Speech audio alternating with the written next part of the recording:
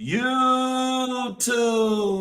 What's good, guys? It's your boy TD, and I'm back again with another fantasy football after dark, guys. But this is the mock draft. We're doing a mock draft tonight. So, guys, make sure you hit the like button, subscribe to this channel. This is cutting edge content. Also, I got my homeboy Hammurabi. He's up with me on the mock draft tonight. He's going to help me do these grades. But guys, I did shorten up the mock draft because I do want to do more questions. This is fantasy football after dark. So after dark, mock drafts are going to be a little bit shorter as far as the depth of the rosters.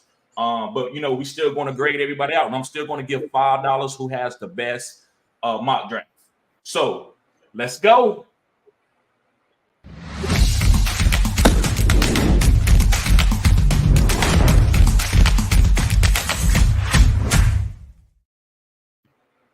Okay, so let me share this screen, guys. There we go.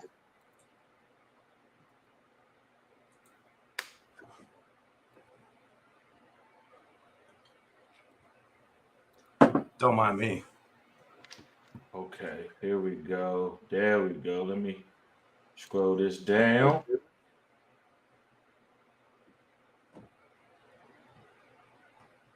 All right, guys. How y'all? Hey, make sure you hit the like button, guys. Make sure you hit the like button. Okay, let me see here. All right. So, guys, how did y'all like the fantasy football after dark last night? I loved it. I thought it was good content. I thought we got to chop it up and talk about a little bit, like go outside the box a little bit. And I think that's good sometimes. I think when you just concentrate on fantasy, it can get a little bit of redundant. So we don't want to be redundant over here. Okay. So yeah, I guess I'm gonna go ahead and start the draft. So what's going on, Harami? How your day been, bro? It was good, man. I had we had a work function. We had a leukemia research fundraiser at a brewery with a bunch of raffles and stuff. So I spent most of the day there. So I'm feeling pretty good. Was excited to do a draft and get live with y'all. So right, good to be here, and I hope y'all are having a good Sunday as well. What'd you get into today, man? Nothing, man. The family, we used to go out to eat and take our son to the park. That's what we did. We took our son out to the park, took him to a jumpy house, took him to the arcade. I like to do those kind of things with him. I didn't get to do that when I was coming up, so I like to spend that time with him. And soccer's get ready to come up, so I'm excited about that. I'm about to enroll him into soccer. Cool, man. What position? I don't know, man. He's only 4. So I don't know what they're gonna do. They might just put him out there, man. Let the kids run around. Yeah, that's probably what's gonna happen for beehive right. ball. Huh? Called beehive ball, where like they see the ball and they all run at it like bumblebees, Correct. Right. I played soccer. I was midfield, so midfield was cool because you could play offense and defense.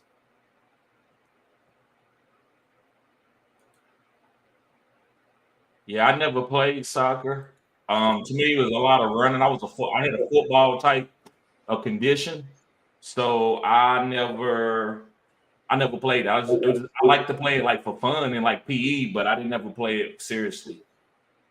It's interesting you said that, like the football condition, because the type of running is different. You got long stretches of running, with soccer, and then football is like power running quick, in bursts and chunks. So like that's kind of interesting. Right. What's going on, Ro? Hey, what's up? What's up, bro? Can you hear me? What up, Rolly? Yeah. You guys can hear me, right? Can you hear us? Yeah. Yeah. I'm using my other computer because my other one is not working right now. What up, Silver? Trying to get Silver some quick responses. Right. What do you think of me going Josh Allen at 4?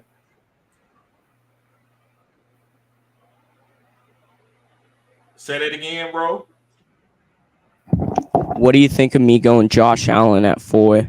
I don't know if you guys can hear me fine or not. Yeah, Yeah. When you came into the mic, I could hear you better. I love it. I mean, you can never go wrong with going with a quarterback early. To me, I'm just a little.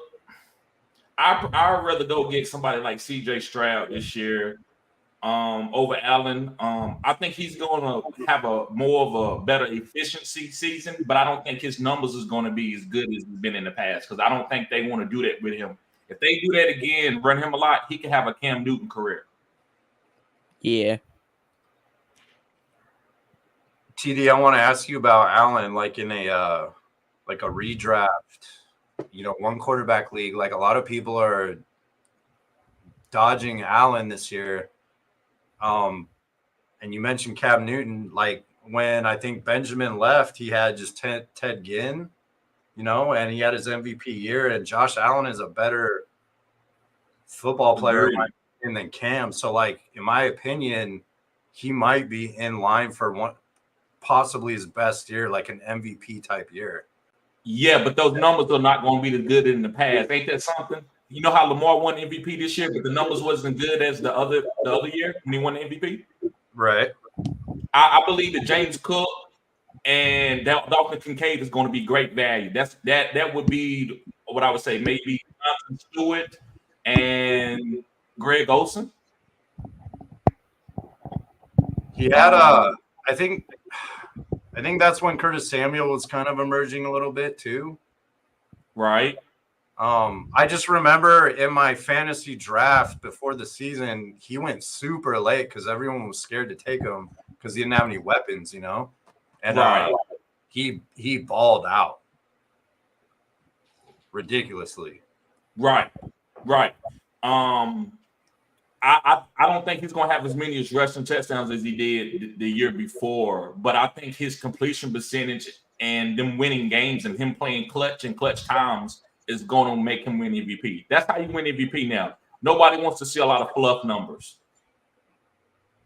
They want to see you win games. If you can win games against good opponents and you can go into the playoffs with a 13-3 record, I think people have more respect for that than they will if he just have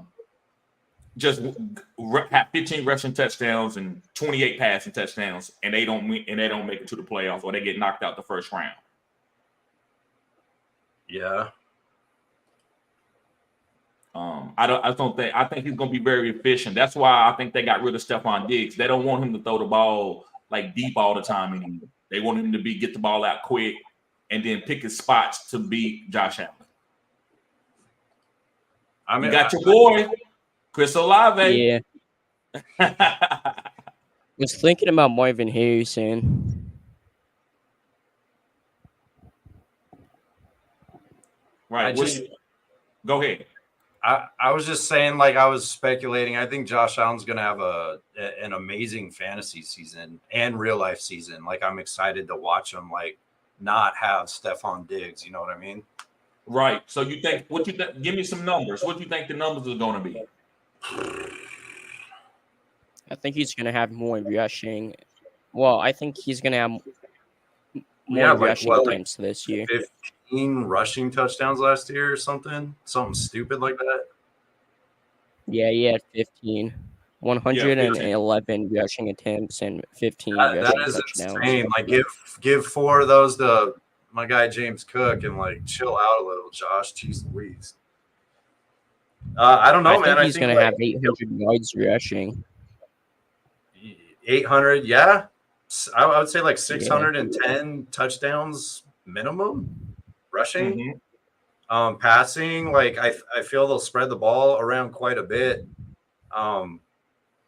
And like on some of the old past streams, I think someone mentioned that they liked Dawson Knox this year. I think that's a really good, like super sleeper tight end because they'll probably try to get the run game more involved and do like 2 tight end sets. Right. because they're not going to Hey, put Abba. everything on the rookie. Hey, Abba, I see you trying to come up, but you got to fix your mic. You got to fix your mic, Abba.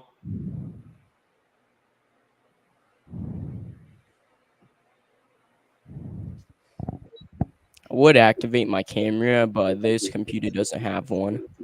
Yeah, that's fine. You good. But yeah, hey, listen, y'all guys could be right. Reason why I love James Cook this year, that to me, when they got rid of Stephon Diggs, a lot of people might not see it this way. I think they got rid of Stephon Diggs to make this team be kind of driven through James Cook and Dalton Kincaid. And so to me, that's less numbers. But you got to understand, I'm a Cowboy guy. Torrey Aikman was a great quarterback, but he never had Joe Montana numbers. He was just very, very efficient. I like very efficient quarterback. That's why I was high on Jared Goff. You don't have to throw for a lot of yards to be a great quarterback. So I thought Josh Allen was going to do that. I'm thinking that the offensive coordinators and the head coach are sitting down with Josh Allen in the summer saying, listen, bro, we see the interceptions you throw, you trying to put the team on your back. Some of the crazy hits, you trying to run over linebackers, you don't need to do that. We're going to more have a check down offense, and then we're going to let you pick your spots to throw the ball deep. And so that's why we're getting rid of Justin. That's why we're letting Stephon Diggs go. Not that Stephon Diggs is not a great player anymore. Not that y'all are arguing on the sideline. It's mostly that we need to take you to the next transition of your career. And we believe that that's going to be having a good run game around you, a good offensive line, play defense behind you, and let you be Josh Allen in the fourth quarter, not running over linebackers in the first quarter. Josh Jacobs in the fourth is ridiculous, in my opinion. Right. What's going on? What's up, bro? How you doing? Pretty good. I ain't seen you. Ain't came up in about 2 years. Yeah. Felt like it was time, you know what I mean? I just finished watching the baseball game, so I was like, might as well. Right, man. I've been playing on DraftKings for baseball, man. I ain't hit the last 3 or 4 days, man. I've been a little mad. San Diego let me down today. Was it earlier today? Yeah, I think it was earlier today. What, San Diego? Yeah, I had Manny Machado and Tatis. Yeah. And Arias got hurt in the game too. The ninth inning was horrible at the end. They blew it. Great. Yep. I'm a Padre fan, dude. I live in San Diego. That's not good to hear. Oh, cool. Yeah. They're looking good though this year. They're weird, man. They're like a 500 team with massive upside, right? But the pitching is like Cease. They go all in. They got Cease just now, so. And I'll be the first to tell you, as like a Padre fan, TD, never bet on them to win on Sundays. They do not do good on Sundays. I'm glad you put me on game. I don't know what it is. Like they always have a lot of holidays fall on Sundays, and they do like military appreciation here on Sundays at the games, and like they never win on Sunday. Wow. It's weird. It's very weird.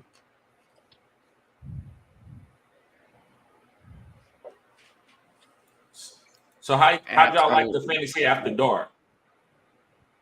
I like this edition, to be honest. Something different, you know what I mean, CD? Right. Because always when it's in the afternoon, like I'm sometimes busy, you know what I mean? So it's better. Right. Yeah, I understand. I understand. We all got lives. The only thing that makes, and I was talking to Harambe earlier, I got 800 views on the last live streams that I did from my phone. And then you go back and look up all the mock drafts, all my live streams that I've done this year in the summer, and they got like 200 views at the most. So YouTube is pushing the lives from the phone, and I read up on that because I get information. YouTube sent me information about new trending things, but really, you're not pushing my content out for like these type of lives, and so I don't know what it is. I'm still trying to figure things out. But yeah, I'm gonna be doing a lot more lives probably through my cell phone. Right now, that just seems to help my channel out. If it's working, I don't even touch the topic. I think it's because like when you're scrolling through YouTube Shorts, like you can like scroll onto a live stream and like people are doing that if they want. Yes, that's what they said. That's what they said when I read that information. That's what they said. They said they're gonna push them out kind of like a short. They said it's more engagement when you doing it from your phone. People like that. more if you got the studio, it's different. And so they said they want to push that to try to compete with live streams from TikTok and stuff like that. Go ahead. What would you say in the road? That was about it. Oh, okay. Okay. You got to What you saying, understand Andy? too, like you go out anywhere, TD, in public, and everyone's looking down at their phone, right? Right. So, like, not all the time people are at their laptop or their desktop. So, like, the audience is on the phone. Right. Right.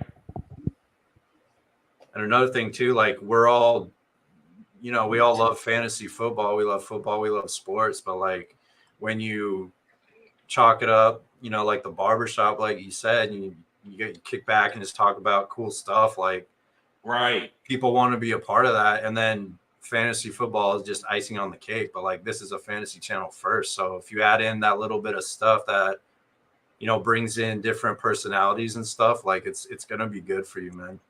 I agree. And that's my style. I never tried to say I'm the fantasy footballers or I'm the fantasy headliners.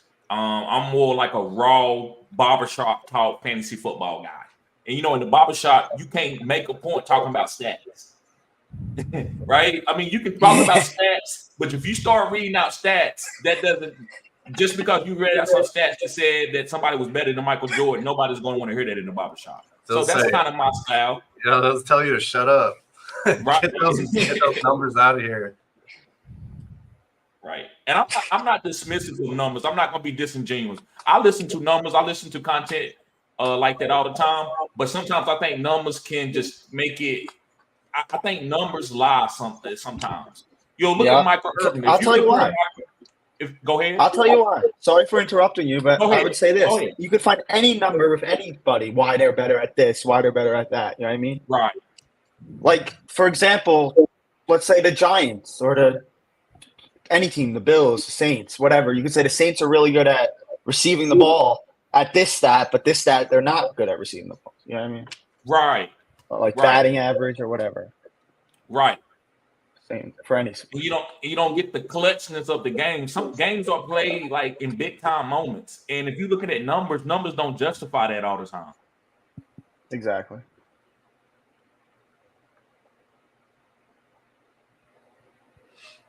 Yes, sir. So let me see. I'm looking at some of these teams. What are y'all seeing here? Anything y'all want to talk about that's on the board? I don't really like my team. Let me see who I'm taking. You're Sammy, right? Yeah. Yeah, you absolutely sniped me on DJ Moore. I was trying to get that stack. Look at Team 11. I know it's auto pick, but all Falcons almost. Right. I'll tell you that. It went for the stack. It doesn't have a quarterback, though. Kirk Cousins is there. Wow. Imagine. I think my team. What was I going to say? Kincaid was a good pick with that value. Ferguson, yeah, all the tight ends are coming. Especially when I need a tight end, right? They all keep coming. But how do you feel about that with the tight end strategy? You're fine getting because TD, I saw you got Kittle 7th round. You're fine with that? Where it's like a Laporta 3rd round or McBride 4th round. Right. You can stream. If I don't get McBride and I don't get like McBride, which is my favorite guy, Kelsey, I'm not even really on Laporta, maybe even Kincaid. If I don't get none of those guys, then I don't care. I'm gonna stream somebody. I like Isaiah. I like Isaiah Likely. Likely was. When Andrews was hurt. When Andrews was hurt last year, Likely stepped up. I have to give you credit on that. But the first 2 games he didn't. I'd rather see him out there with Andrews. I think he'd be better with Andrews. Let Andrews be the inline guy, and let Likely come in and be like this hybrid type tight end guy. That could work too. Yeah. Just start Taysom Hill. You line Likely up in the slot with Zay and Andrews on the field. That is gas. And then he can block. Ain't no corner and safety is going to be able to handle him in the run game. So you're going to have an advantage. All you have to do with that guy is line him up with Andrews and then have Andrews run some like out or something and send him up on the seam or something on a delay. That's disgusting. Right. He's fast. Now you have Henry in the offense too. Like, imagine. Henry's going to open up likely. So they're going to be so focused on the run game. You get a nice flat to him. He's taking. Right. All right, so let's start judging some of these teams, guys. What I want to do, I don't want to spend a long time on judging the teams because I do want to get to comments. This is what Fantasy After Dark. I want to be able to go through the comments, so we want to try to get through this as quickly as possible. But like I said, guys, whoever has the best team, you will get $5. I will send you cash app you $5. So you want to just send me that now? Let me have a notepad so I get. You sure about that? I said, do you want to just send me that now? Oh, okay. Let me see. I ain't looked at it. Some trash talk. Let me get okay. Hey, he gonna make us get him an A with Williams. He gonna keep taking Williams. Hey, Roll likes his players, man. He does, man. That's something to respect. Right, and don't let these guys go off in the season and we gave him B's. Yeah. He gonna let us know. He's like, hey, you said Chris Olave, he couldn't be the number one. Well, he was the number one wide receiver 2 weeks in a row, TD. I'm like, yeah, man, you're right. Because I know, Olave can play. I just don't want him to be the number one. I think he could be the best number 2. To me, he reminds me, I wouldn't say he's Waddle, but you don't want Waddle to be your number one wide receiver on a football team in the NFL. No. And I don't think you should want Chris Olave to be the number one. That's just my opinion. There's no one ahead of him and a new coaching change. Correct. I'm just talking about building your team. Wouldn't you feel better if he had? Y'all give me an example. What would be a good tandem? I'll tell you this. I saw Olave last year play. He's not a wide receiver one. I'd rather have like other people, like you said, over him. Just same thing with Waddle. There's a hill there. I can't give you an example off my head right now. I have to think a little bit. Right. Derek Carr is holding him back. I will say this, like, Olave is a really good route runner and he has good hands. And he seems to be, mentally fit and locked in when he needs to be. So I do think he's a good receiver. I don't think we've seen really what he can do, So, like, I do appreciate the fact that Roll believes in him because I do think he's a good receiver as well. And, if it's going to be any time, it's probably going to be this year. We'll see it. Right. Right. I think with the new offensive coordinator, they're going to get Olave the ball more. They need to involve their tight end a little more. That dude is a beast. Yeah, Juwan Johnson? Yeah. All right, so let me start off with Zach. I love that you and CJ one-on-one. Because he's not probably going to make it back around to you in a Superflex league. So, guys, this is a great lesson right here. I'm going to start off with it. This is an A+.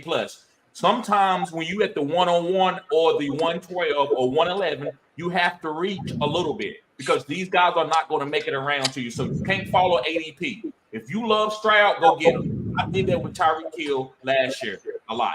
I was going to get him because I know he wasn't going to come back around to me. So I love the CJ Stroud. Jordan Love, I like Jordan Love in a Superflex league. So you went 2 good quarterbacks. I would say this is an A team.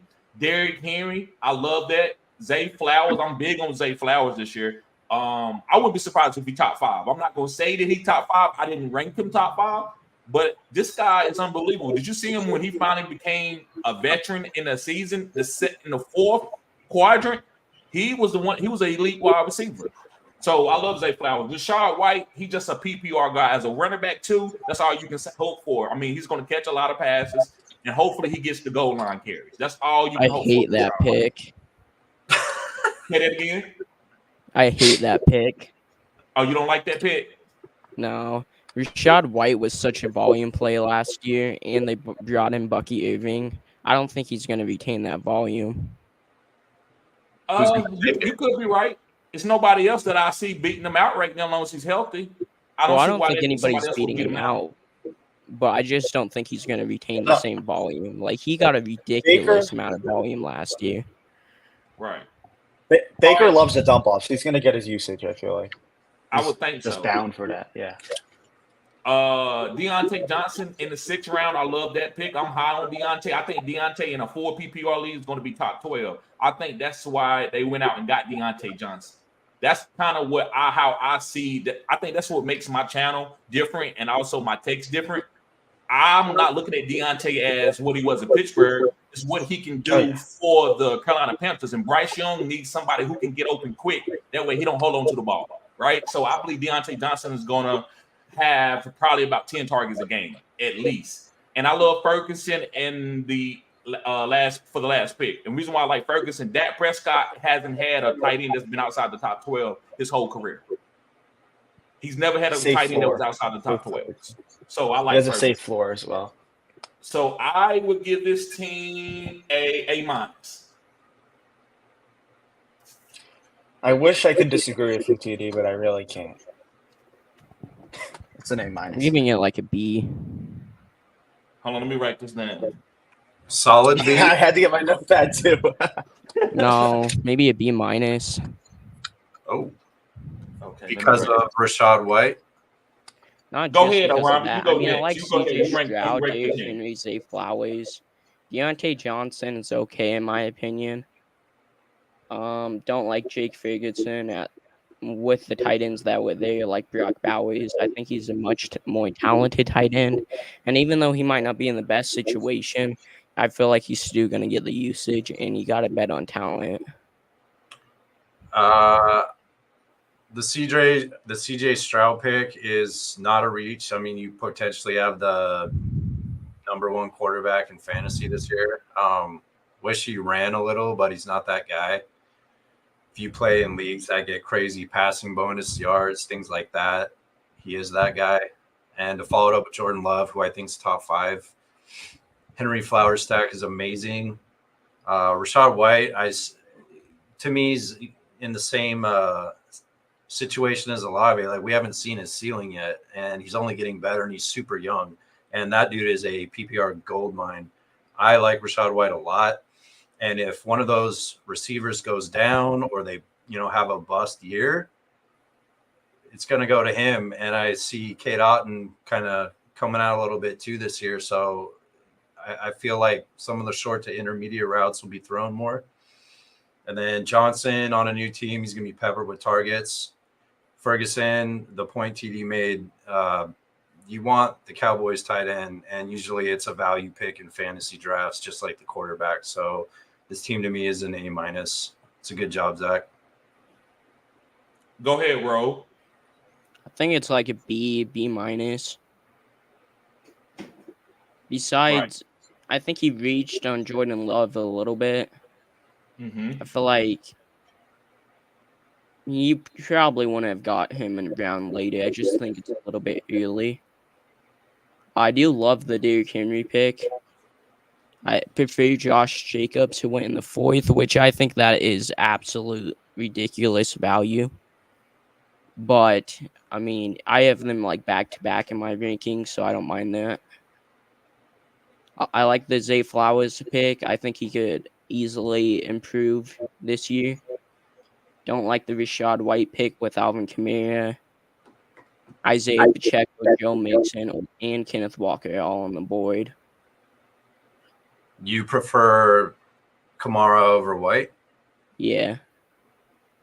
In redraft. I do too. That's why I was so happy that I got. But I still think White is a good pick. I still think he's an okay pick. I think Deontay Johnson's an okay pick. I'm not sure what other receivers were on the board. Let me check. If they run Kamara, might Kamara, be like the best value there. if they run Kamara like after he came back from that suspension when he was getting 11 targets a game, if you do that for 10 games, then yeah. But to me, like, White is the safer pick. The linchpin of that offense now is it's not the receivers. It's going to be this guy with Godwin in the slot, an aging Mike Evans, an emerging K. Dot.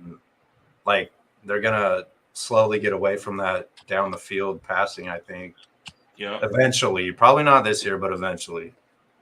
Even if the Bucks like Rashad White, I feel like they brought in Bucky Irving just to take carries away from him so he doesn't get so much work on usage on him, so he could actually last more than like 4 seasons. You're going to bet against a guy named Bucky? No, I'm not saying Bucky Irving is the better I'm just player. kidding, I I'm just just think he's kidding, going to man. take some This- usage away from him. Yeah, I could see it. This first team is really good. I'll just go over it quick right now. Stroud, Okay. like TD said, you can't pass on a guy. It's never too high to reach on your guy.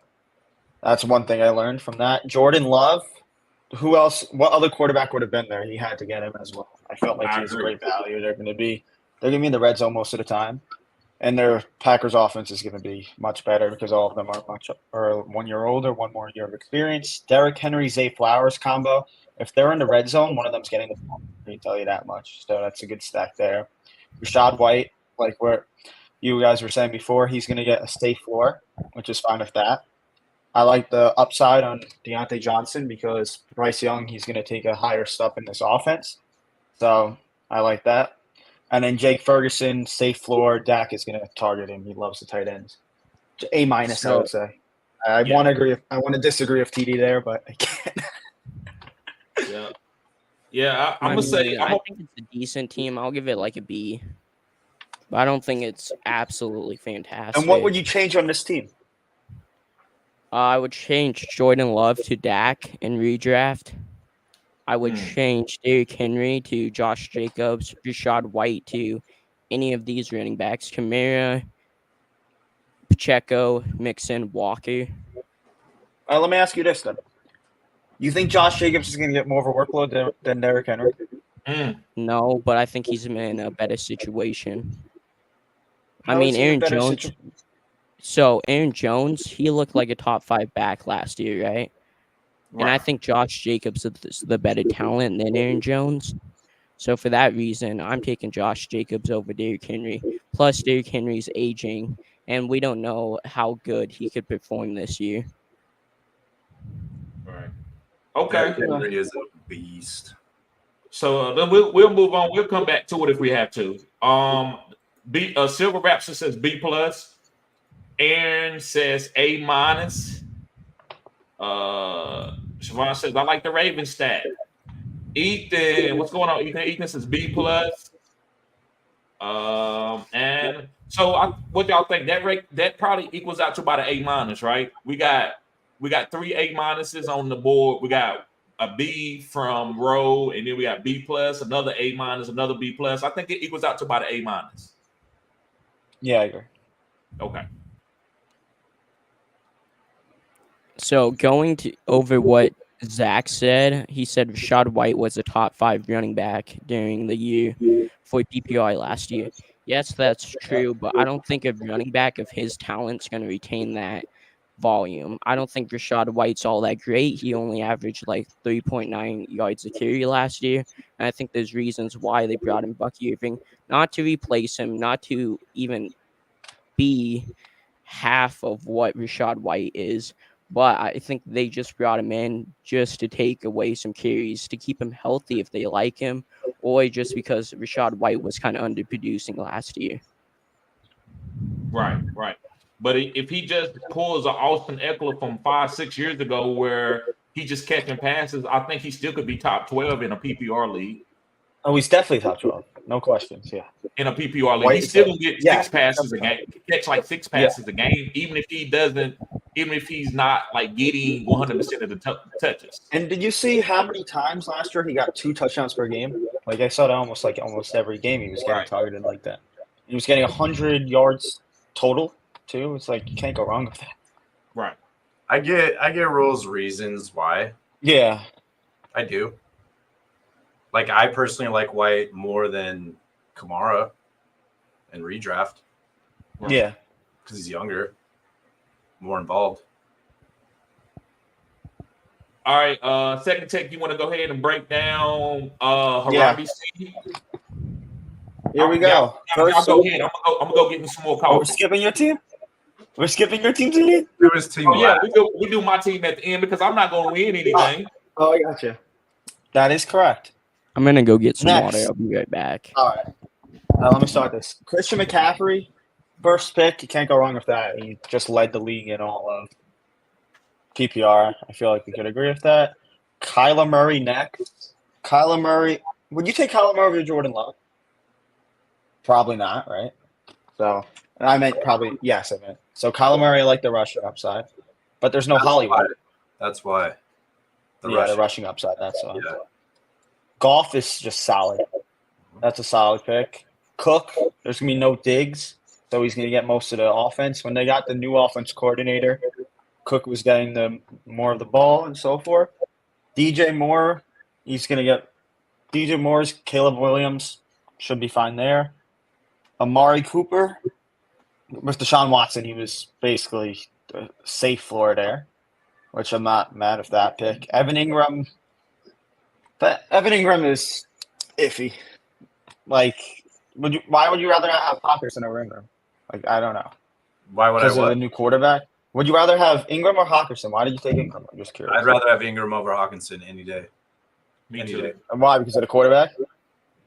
He's just a bigger part of the offense, and he's, once he went to Jacksonville, he became a part of the passing game, and he caught over 100 balls last year. Pause.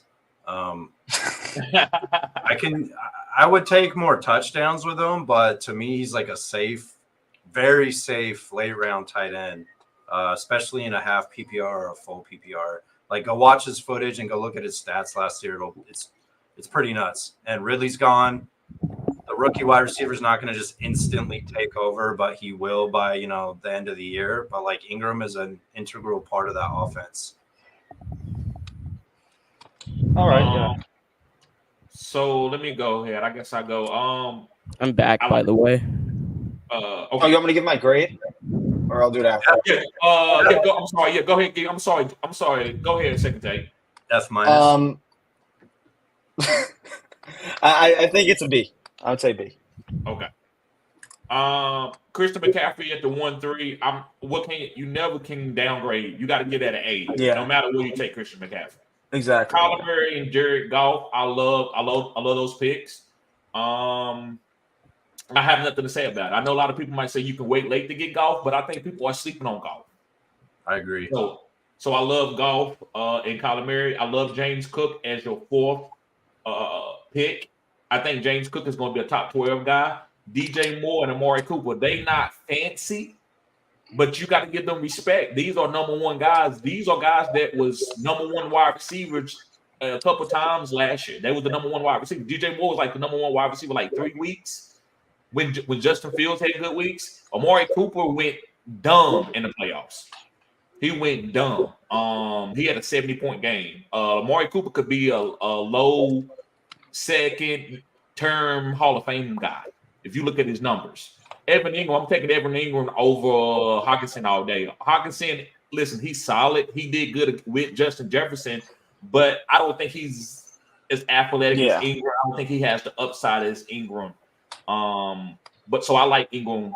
I think this is a solid team. I'm going to give it a B plus. The only reason why I'm not going to give it an A minus,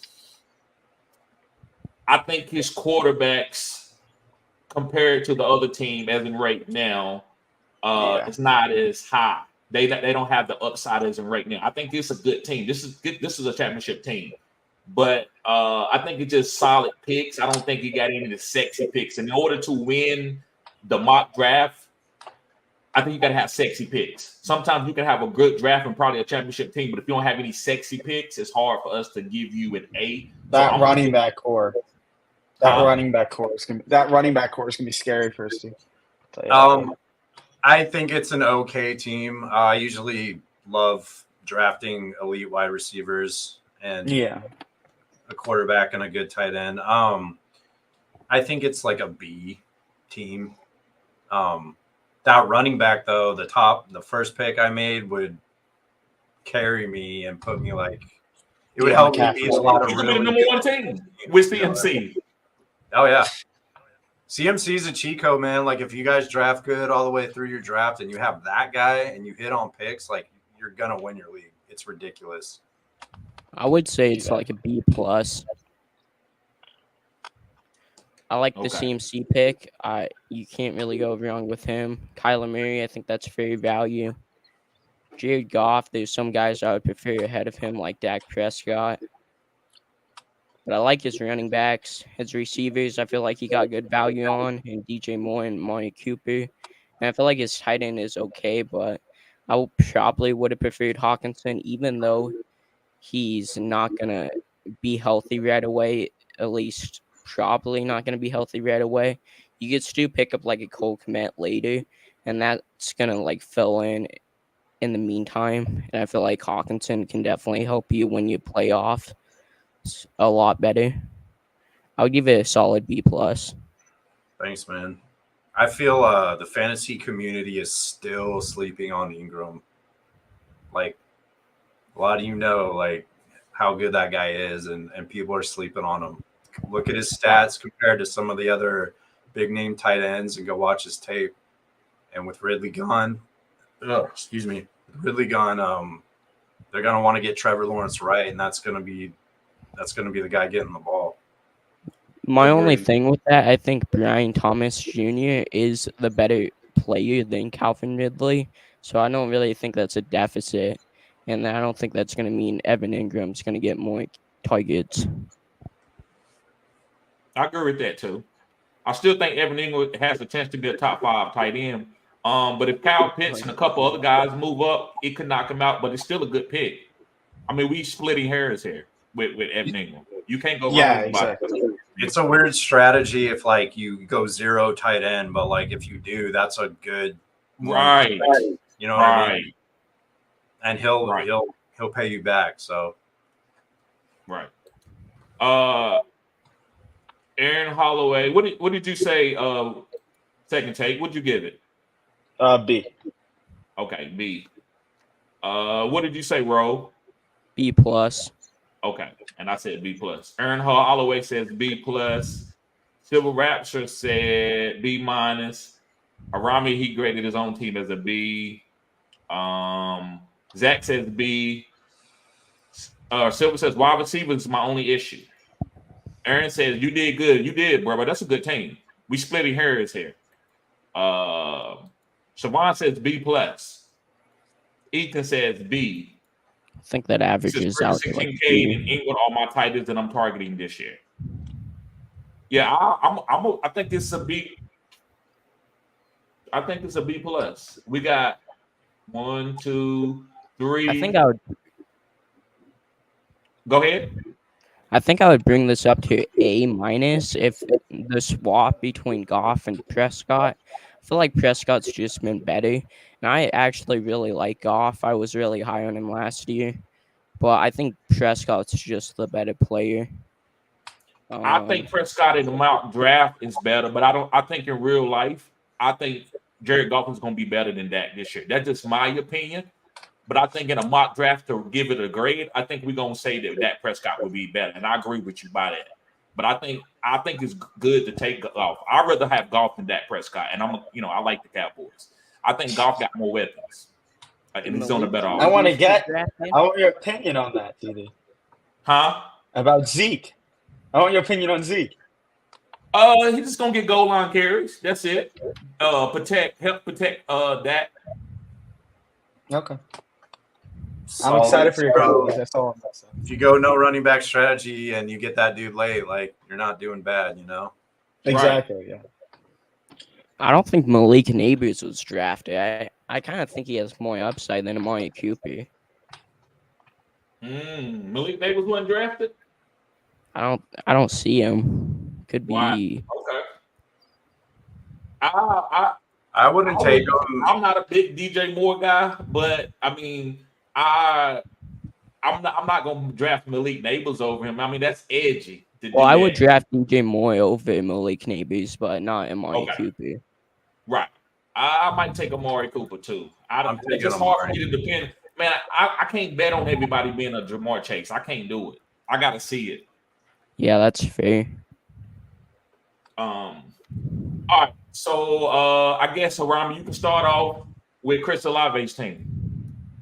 All right. So you got Josh Allen, you got Barkley, his number one player of all time in the history of the universe and history of all time, Chris Olave, Caleb Williams, Diggs, Walker, and Bowers.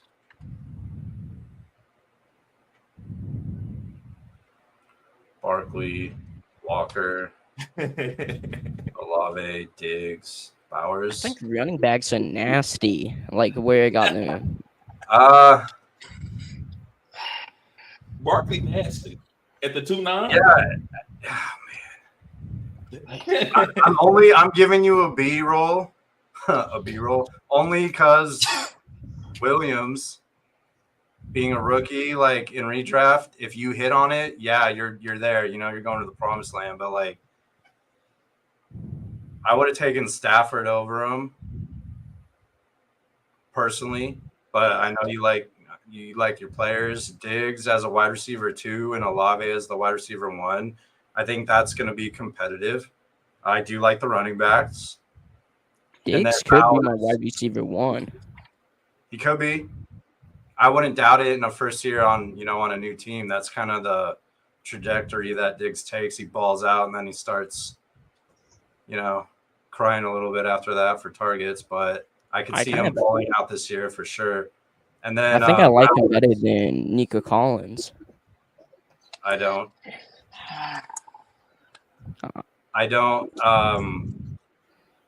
Man, these people they just pay Nico. Like Nico's the future, and Nico has 1 year under his belt now with CJ. They're gonna get Diggs involved, obviously, but like I don't know. To me, Diggs is like a perfect wide receiver 2 target, or even 3. Like if you could land 2 wide receiver 1s and then grab Diggs, like you're balling. And then Bowers, he's gonna get targets. Obviously, we know that. So to me, it's a B only because of the rookie perspective. And if they ball out, this team would be an A, but I would give you a B just because of the rookies. Others might feel different. Go ahead. Second take. Go ahead. Right. I was trying to pull up Josh Allen's numbers from last year just for the end of the season because now Stephon Diggs won't be there, of course. Josh Allen, like the first round, you can't go wrong with your guy if you trusted him.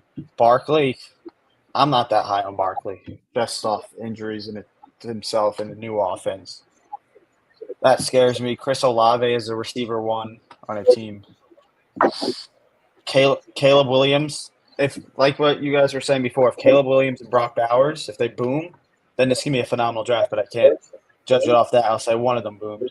Stephon Diggs, there's Nico Collins, there's also Tank Dell, and they just got Joe Mixon too, so it's going to be anyone's game there. And Stephon Diggs on Buffalo at the end of the season wasn't really doing himself. Kenneth Walker, it's a solid pick for the end of that.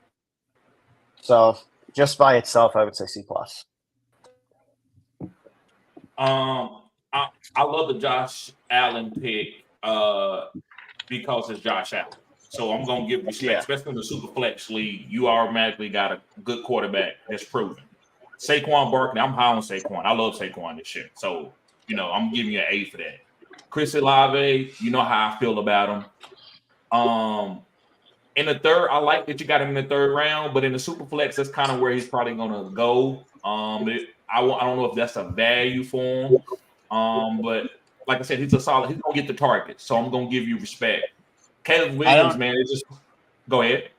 It might be me, but this could just be a totally take. But I think it's Zay Flowers over Olave. Yes, I would too. I don't agree. I think because it's a better offense. The offensive coordinator wasn't like giving Olave the right routes. Like, I don't think he was using him very correctly. I agree with that. He might not have the best quarterback, but I mean, Derek Carr is serviceable. I feel like he can get Olave the ball. And I think Olave is going to have a better year this year. I would rank him pretty close to Garrett Wilson, not quite Garrett Wilson. I agree. Like Matthew Stafford or Aaron Rodgers, he would be ahead, maybe right behind Garrett Wilson. That's very possible. I can't disagree with that. Stephon Diggs in the 5th is good value. Yep. Let me see how many receivers. How many receivers did I do? 2 receivers. So yeah, Stephon Diggs is good value. I'm not that high on Kenneth Walker because he has a back. I don't think Zach Charbonnet is just the guy. His draft capital is too high. I think both of these guys are going to be competing, and I think Zach Charbonnet is going to take some of Kenneth Walker touchdowns, which is going to disappoint Kenneth Walker owners a little bit. I think Kenneth Walker will get 15 touches a game, but will he get all the goal line work? And that's the most important. Brock Bowers for your last pick, I think that's a good pick, and I think that's where you could take a rookie pick. I thought about taking, but I went and took Kittle. Man, I know you're gonna be disappointed in me, bro, but I'm gonna have to give it a B2. I think you had a team I think it's a good team. I think you got a good team for the growth to win a championship. I think Chris Olave could come out and be leading targets. We know that Chris Olave gets a lot of targets. Caleb Williams can be one of the best quarterbacks, like a Jordan Love, down the stretch in the 4th quadrant. Diggs can start getting a lot of red zone targets. But right now, just looking at it in the vacuum, brother, I gotta give you a B because and this is what I'm nitpicking, it's the Caleb Williams, and you can stay with him. If I was you, I wouldn't get off of him if you high on him. But I'm not gonna be able to put Caleb Williams over Jared Goff, even though he's a better talent than Jared Goff. And I think you off of talent alone, you probably got one of the most talented teams. Kenneth Walker is very fast. Diggs is been a future pass number 1, but in the vacuum with guys that how they finished according to last year, I have to give a team a B. But I think it's a good team. I don't think you made a bad pick. I just can't put them above other teams. Go ahead. What do you got a rebuttal, bro? What was your rebuttal? Can you say that again? What would be your rebuttal to what I'm saying or to what anybody else is saying? I mean, a lot of people are saying C's and B minuses. I think that's kind of ridiculous. I got good running backs. Receivers aren't bad at all. Right. Confident. I mean, Rose confident. You could easily flip Chris Olave and Diggs. I mean, maybe Diggs will bounce back. I could just do that. I like you, man. I do. If I'm comparing it to Zach, the first team, Derrick Henry and Rachaad White, I'd rather go with the running back. That's where I go from there. The tight ends, I'd rather have Ferguson. CJ Stroud and Love. It's in Josh Allen and Caleb Williams, probably similar. And then Diggs and Olave create a Zay, Flowers, and Johnson. That's where I think Flowers is better than Olave. That's why I mean that. I mean, I think I got better receivers, better running backs, the better tight end, probably worse quarterbacks. I could say I could agree with you. You might have better receivers. I don't think you have better running backs.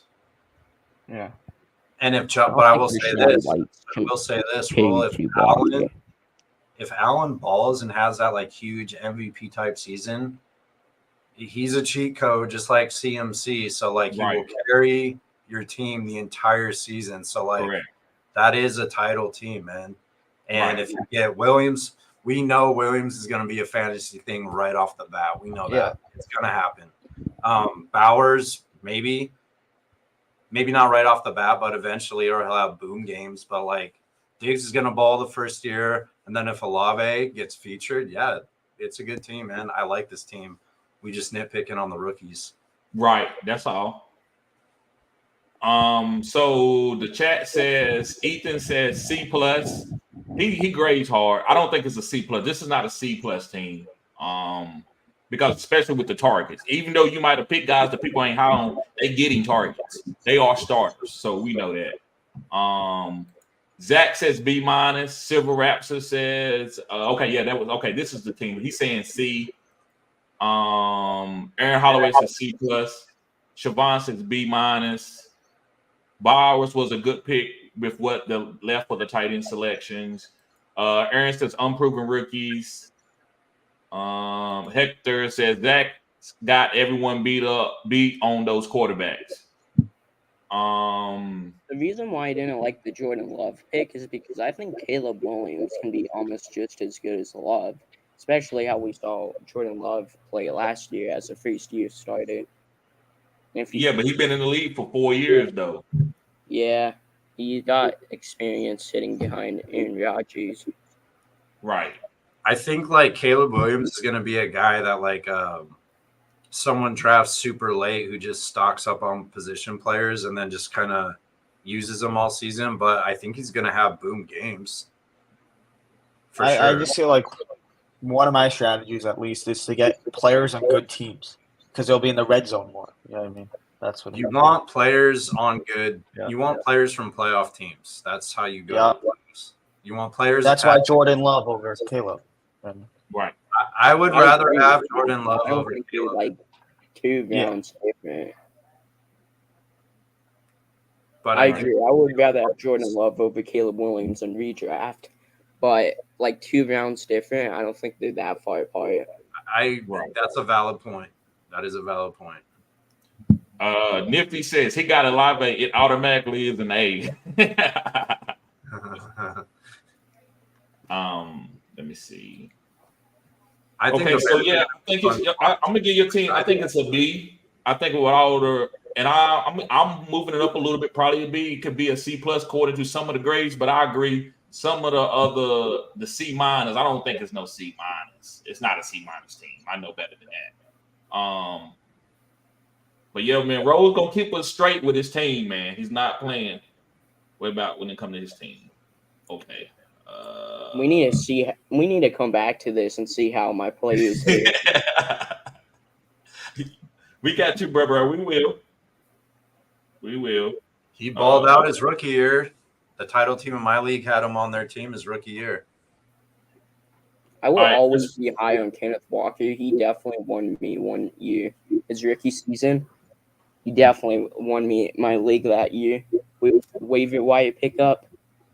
Surprisingly, he didn't get drafted. It was only like I'm going to be real here. A little bit embarrassing. It was only like a 6-man league. Right. It's all right. It was like my first year playing fantasy football. My family would just want to do a draft with only family members. So, right. I won't play in anything under 12. I think 10-man leagues are the hardest. It's not. I'm not running from this because it's like the hardest. I just don't like how many players are on the waiver wire. I'll explain it for a 10-man team. Every team's gonna have a good team on a 10-man team. Right. Maybe one bad team or 2-man teams, but a 12-man league, there's at least 4 teams that could not be as good as the other ones. Right. I agree. 6, half of it. Right. So I'm gonna break down Nifty team. He went and got Jalen Hurts at 1.5. I love Jalen Hurts at the 1.5. I mean, he struggled last year, but I believe that this team is going to be better. That's why they got Saquon. Garrett Wilson at the 2.8. I got to give him respect. I'm not super high on Garrett Wilson, so I'm not going to give you a super high grade for that. And I'm just nitpicking here. Garrett Wilson is unbelievable talent. He still had 1,000 yards last year with Zach Wilson and all that quarterback change. Laporta in the 3.5 is good this year. I'm not taking a lot of Laporta, but it's Laporta. He was the number 1 tight end last year. Nico in the 4th. Yeah, I'm not really looking around. I probably would have rather had. Let me see what went after him. DJ Moore. I would probably took DJ Moore over Nico. Yeah, that's about it. All the other wide receivers, I don't think it's better. So yeah, but so that's a good pick. Jaden Daniels at the 5th round. Nah, I would have rather took. Brock Purdy. No, I would have rather took Brock Purdy. Maybe even Justin Herbert. That's just me. Joe Mixon and James Conner, I think, are solid. I get his team a B. Go ahead, Justin. This team is on par with mine. Let's see. Jalen Hurts, his rushing upside makes him obviously number 1 pick. Like I said before, you can't go wrong with that. TD Noah's going to be high. I'm high on Garrett Wilson, top 5 receiver this year. Rodgers will be back. That's the hope. Laporta, this second best tight end, third best tight end. I like that a lot. Nico Collins, like he was saying before, DJ Moore is probably going to get more of PPR points by itself, but Nico Collins will probably have more breakout games. No way McDaniels, chat is saying this is better than my team. Daniels is This is good. Come on, I This got is way great. better running backs, better quarterbacks. The only thing that this team has on me is really better receivers. I would take Diggs over Collins. And I don't think Sam Laporta and Brock Bowers are 4 rounds apart. Sam Right. Laporta any day over Bowers, man. Well, yeah, but I don't think they're 4 rounds apart. yes, they are. I think they are. Laporta last year was insane. He was a top 2 tight end compared to Brock Bowers. We don't even know. Let's see. Daniels. Where I lost my train of thought. Okay. Daniels. I like what we said before. I'd rather have other quarterbacks than him. Mixon, like what we saw in Cincinnati, hasn't really got that much of the usage. So that's interesting. James Conner is always an injury risk. I would say this is a B- because I like the top heavy a lot with Garrett Wilson and LaPorta. If his top part of Garrett Wilson, Laporta, and Hurts carry, you'll be fine. If not, the depth is going to lack. So B-. What you think, C+. Harambe? I really liked. I like the first 5 picks a lot. I think Joe Mixon will be better than his ADP this year because of the team he's on and the opportunities he's going to get. Connor, I do like James Conner, but I do think by the end of the year he's going to lose his job to Trey. And Jaden Daniels rushing upside will help, but I don't think he's going to come out and just like light it up like everybody thinks. I could be wrong, but to me, he's like a perfect, he's like a good backup quarterback, stash on the bench, see if he does something, later in the year. I would just say this is a solid B, just a B. What you think, Ro? C or C+. Jalen Hurts, you can't go wrong with in a Superflex. Garrett Wilson, I think that's fine. I actually kind of like that value. Sam Laporta, I personally like to wait on tight ends just because of value. I mean, I definitely think Brock Bowers in the 7th is better value than Sam Laporta in the 3rd. We could see, but I mean, I'm not saying I'd rather have Brock Bowers in any means, but Brock Bowers is the better talent. He is a generational talent, and I'm not saying Brock Bowers is better. Nor am I saying I'd rather have Brock Bowers in Dynasty because I'd rather have Laporta. But in Dynasty, they're like really close. And I don't think they're that far apart in redraft. Like this far apart, I mean. 4 rounds. Nico I actually Collins, agree I'm a with big that. fan on. I would rather have Zay Flowers, DJ Moore, Stephon Diggs, Mike Evans, all those receivers over Nico Collins, even Deebo Samuel. I'm not the highest on Nico. I think there's a lot of targets that's going to be going around, and I don't think he's going to outproduce Stephon Diggs. I think Stephon Diggs is just the better player. Now, I would obviously rather have Nico in Dynasty because Diggs isn't going to be there long term. But, so I don't really like the Nico pick. Jaden Daniels, it's whatever. I'd rather have Purdy, Trevor Lawrence, Justin Herbert, all those guys. Joe Mixon, I like that pick. James Conner, don't really like that pick. I'd rather have Austin Eckler. Looking. Okay. All right, yeah. So right now, I think I'm gonna give this team a B-. So what? Going to the chat, we got Aaron Holloway says a B, Zach says B, Civil Rock says D plus C minus, Ethan says B minus, Siobhan says B, says had to go D because I like it less than Rose and I gave Roll a C. Exactly. This team's not better than mine. I don't care what Nah, anybody says. it's not. It's not. And I agree with you about Bowers and Laporta. I think that's cutting edge content. I actually agree with them guys. Laporta, I don't hey, think Olave and Wilson are that far apart either. I like Nifty's. I'm sorry, bro. I like Nifty's team better than your team roll. Just because of the rookies. Running backs. Matt That's is the his only running reason backs. why. We basically No, have the his same team- wide receivers in my eyes. Daniel's a rookie. Nifty's team's just so top heavy. It's like that's Right. where I go from there. He has like almost the entire Texans offense. I mean, that is gas. And then Hurts with rushing touchdowns and Laporta. Dude, Laporta is the guy. That is the guy. right. I think he eats, but yeah, Laporta's a good pick. But I think as far as what Bowers, I think Mano Bowers is better. I think Laporta eats because of the team that he's on. I would agree because they got a In a real life standpoint, I'm taking Bowers over Laporta, but in a fantasy standpoint, in this situation, I'm taking Laporta easily. Right. I agree with that. How you put that? I think the difference is the Diggs and the Collins thing because, like, I think Collins is the wide receiver one, whereas, like, I think you think Diggs is the guy, which we don't know. Right. We might not never know even after the season. It might be so evenly distributed. All right. All right. I'm gonna talk to you guys later. I'm gonna head out. All right. You be safe, bro. Peace. Yeah. Yep.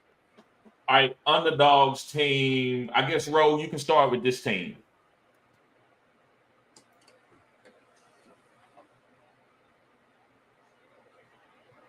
You're on mute, bro. Yeah, you on mute. Uh-oh. All right, I guess I'll start off. So CD Lamb with the 1-6. I don't know if I can go CD Lamb over some of the other guys. I mean, CD Lamb, it's a good pick. I can't knock it. He was the number one wide receiver the last 7 games of the season. Joe Burrow is a good pick. As long as he stays healthy. You got Travis Kelce at the 3-6. I like that. You got Josh Jacobs and Aaron Jones. I got a nitpick because we don't got as many picks as to break down. I'm not a big Josh Jacobs fan. I don't think it's a bad pick. This is a good team. I just got a nitpick. I'm not high on Josh Jacobs. Maybe some of the other guys are. Aaron Jones, I like Aaron Jones as your second running back. I think that's great value. DK Metcalf in the 6 as a second wide receiver. I think DK Metcalf as a second wide receiver for anybody team is great. Kirk Cousins, I think he's solid, but let's see what he's going to do coming off this injury. Kirk Cousins really has only had one solid year when he was like upper echelon and he got hurt. So let's see what he does coming back off that Achilles injury. I like to see that. So I would give this team, I'm giving this team a B. I'm giving this team a B. And I'm nitpicking because we don't have that many picks. Yeah. Obviously, we don't know what's going to happen with Cousins' injury. I would imagine he'll come out and start slinging the ball. Obviously, the wide receivers I love on this team. They can compete with any receiver core on any of the teams. If Burrow balls out and stays healthy, he can be a potential QB1. They're going to air it out. They're going to throw the ball a lot. Kelsey, I think, will have a better year this year than he did last year. A lot of people forget he got injured Monday night against the Lions in week 1, and he was low on calcium all year. Pause. Jacobs, I like Josh Jacobs. I'm excited to see him in this offense. The the wide receiver core on the Packers to me are underrated, and I think they'll be a problem for opposing defenses. And then if Musgrave can, get involved, Josh Jacobs is going to have a lot of open running lanes because they're going to have to shut down the passing game, and he's going to get goal line. So I'm very excited to see what he could do in this offense. He's more of a power runner than Jones, where Jones is like flashy and he's quick and fast and whatnot. He doesn't have the PPR value, in my opinion, that Jones carries, but I do think he's going to have more goal line opportunities than he did on the Raiders. And he's still fairly young, and I'm excited to see what he brings to this offense. So I like Josh Jacobs a lot this year. I love Aaron Jones. I have him on my dynasty team.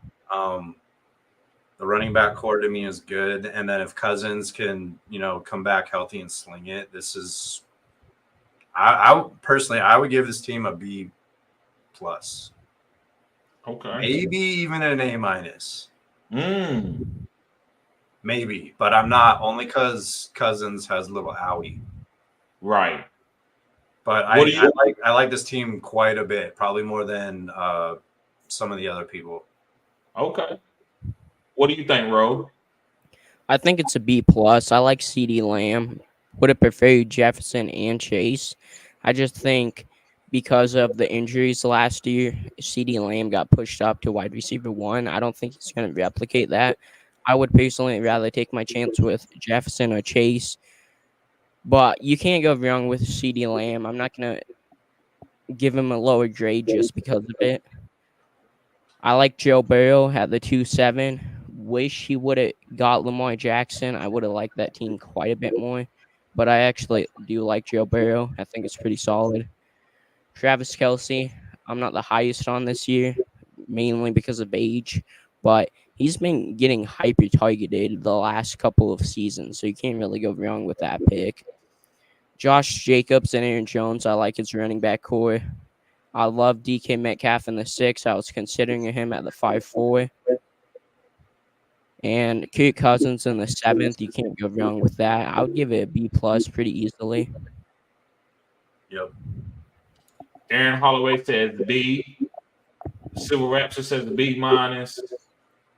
Ethan says C+, and Siobhan says B. I think that equals out to about a B+. Good job, Underdog. What do you think of that team, TD? I think that's a solid team. I gave it a B. And I'm nitpicking here. Joe Burrow, Kelce, CeeDee Lamb are good picks. Josh Jacobs is a good pick. But only I graded on. I had to make it be fair. I had to grade on players that I'm not that high on, even though they are good picks. Josh Jacobs is a good pick. He's a starting running back. But I'm not on. I think this is a passing team. Yeah, they want Josh Jacobs to help take some of the pressure off Jordan Love for easier goal line scores. But I believe that Jordan Love is the 30 touchdown passing guy. So I don't believe that Josh Jacobs is going to have 15 rushing touchdowns and 1,300 yards. I can see Josh Jacobs maybe at 1,000, 1,100, because I think they re-signed A.J. Dillon. A.J. Dillon is going to get some work. He's going to get a little bit of work. My thing is with Josh Jacobs is he was a running back 2 seasons ago in a poverty-reduced franchise.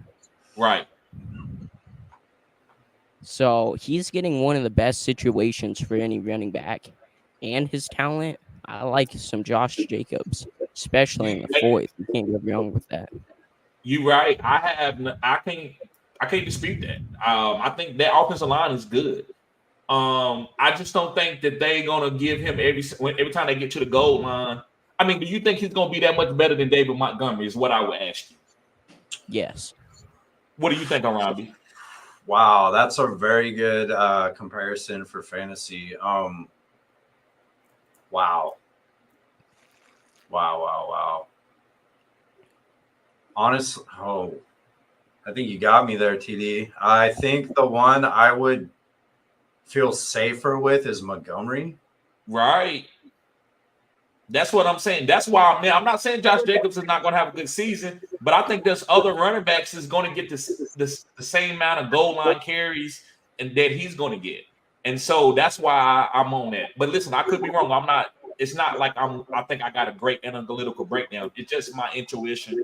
I'm just kind of saying. That was a very good comparison question, and it took me a second. But I think, like, personally, I would go with Montgomery. To get later in your draft too.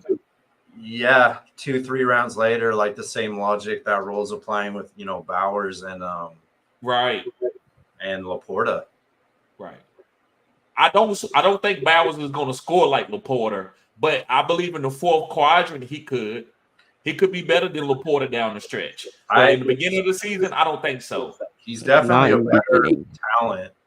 I think talent wise, yes, he's better than Laporta talent wise. I just love the team Laporta's on, and agreed. He was a rookie last year. Like, he was a rookie tight end. Rookie tight ends never boom like that. So he's only going to get better. I'm interested to see what the ceiling is for Laporta. Right. So what would you say the underdog team was? Did we say B plus or B? We said B plus. Yeah, you gave it a B plus. Okay. All right, let's go to Armillo. Glad to see you here, bruh. Surfer Rapture says Josh Jacobs top 12 running back in my opinion. I think he's top 7. Ooh, that's gonna be tough. I mean, he was great in a horrible Raiders offense a couple years ago, and he was banged up last season. I really want to see what he could do.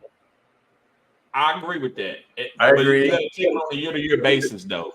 Can he get that back? Because he was 2 years ago, he was a beast, but I don't know if he can get that sauce back. Pause.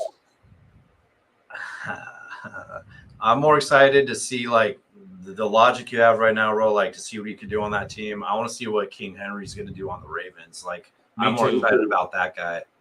Me too. This year. I like Derrick Henry. I have them like back-to-back in my redraft rankings. Derrick Henry is a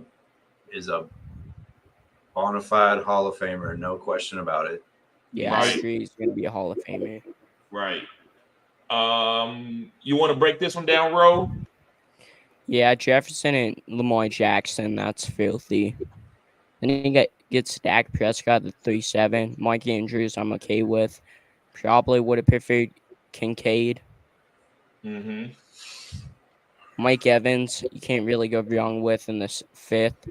Probably would have preferred DK Metcalf, but it's close, so I'm not going to really downgrade him just because of that one pick. Isaiah Pacheco and Mostert.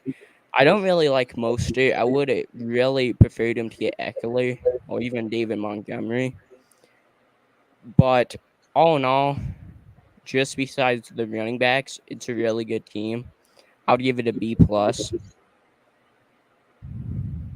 I love the team. Justin Jefferson, great pick at the 1-7. I don't know if he's going to have a great year that he's had with Kirk Cousins. So, but I still think it's a good pick. Lamar Jackson, Dak Prescott, that was the 1 and number 2 quarterback down the stretch in the fantasy football player. So great pick. Mark Andrews in the 4th. I'm not that high. I would rather take Kincaid, like Rose said.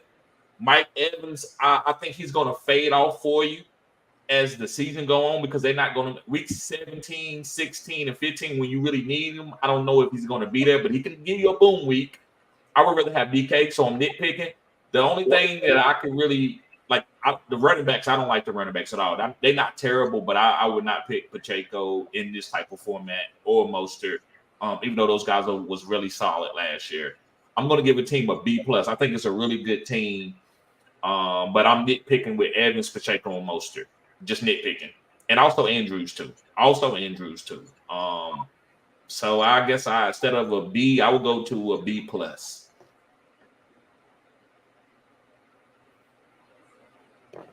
What do you think, Harambe? For me, I'm higher on Pacheco than you. I know you're not a big – well, I know you would draft Pacheco at the right price, but, like, I feel he carries quite a bit of value. To me, he's, like, a good, like, 4th round, 5th round pick if he can last that long in certain leagues. He probably won't. Andrews, I like Mark Andrews when he's healthy. He's an elite tight end, and in my opinion, bringing in Henry, Lamar's going to run a little less and probably throw a little more, so that might help him a little bit this year if he can stay healthy. And I also think if somehow they can get Likely involved early, that might open up some stuff from Andrews, and defenses aren't going to know what to do with this team. I like Mark Andrews. I still believe he carries a lot of value. Mostert, you lost me.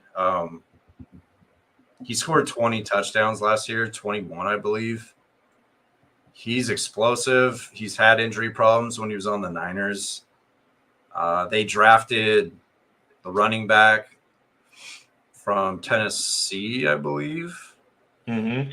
And I think they'll feature Mostert early, like in the first quadrant, like TD talks about, kind of like run them down, you know, and Right. by the end of the year, it's going to be Devin A-Chain and Wright.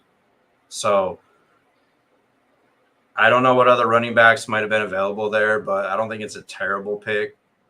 And I could be wrong, but to me, it's a B. Okay. So going through the chat,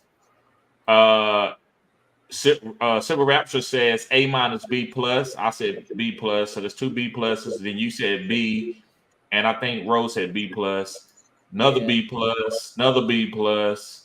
It's a B plus. Siobhan gave a B plus. So it looks like this team is a B plus. I think I'm gonna get this team a B plus.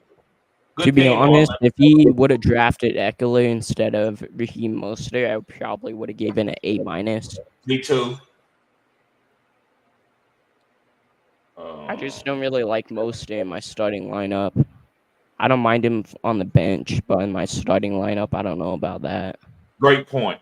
I agree with that. I had Mostert last year, but he was a bench player, and he ended up being a starter because he was playing really elite. Going to a Romby question, I'm taking Derrick Henry, and I think that's another great comparison. I'd rather have Derrick Henry because of the goal line carries. See, guys, I'm one of the few. This is another thing, and maybe, Romby, you've been watching me for a while. Ro, you've been watching me for a while. Who was talking about goal line carries from running backs, and I'm willing to take guys just because of the goal line carries? I remember I was on David Montgomery last year. I said, guys, if you take Jahmyr Gibbs, be careful because he's not going to get the goal line carries now later for the season because, I always tell you, rookies take over in the 4th quadrant. But can you get there first? Can you still be in the playoffs in the 4th quadrant? I believe Derrick Henry, you can't look at him as, where is he going to get 1,400 yards? No, Derrick Henry might not even have 1,000 yards, but this guy's going to have 15 to 20 touchdowns. Yep.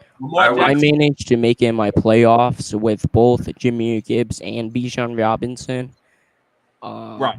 But let me ask you this. Who was your wide receivers? Did you have Tyreek Hill? Did you have Amon-Ra? Who was your wide receivers? A.J. Brown, Devontae Smith.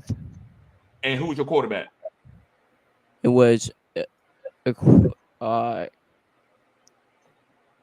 quarterbacks: Kyler Murray, Jordan Love, and Joe Burrow. Joe Burrow got hit early on. Right. So you had other players. Now listen, you can hold on to a guy like Jahmyr Gibbs because you got other players who can carry him. So it's okay to take these guys. But if you got Jahmyr Gibbs as your RB1 and you don't have any backups for him, then you're going to struggle at the running back position. So that's kind of what I mean. So I would say Derrick Henry. That's just me. But I gave Armello a B plus. Let's move on to RG. Let me see. He got Amon-Ra St. Brown, Jahmyr Gibbs. I love the squeeze. Ooh, Waddle, ETN, Kincaid, Herbert, Watson. Yep. That's a. Yeah, that's the A minus. That's an A minus team. That's an A minus team. I'm saying A minus. Go ahead, Romby. St. Brown, Gibbs, Waddle, ETN, Kincaid. Why is Herbert falling so much in drafts? Are people just afraid because Jim no receivers there? Jim Harbaugh.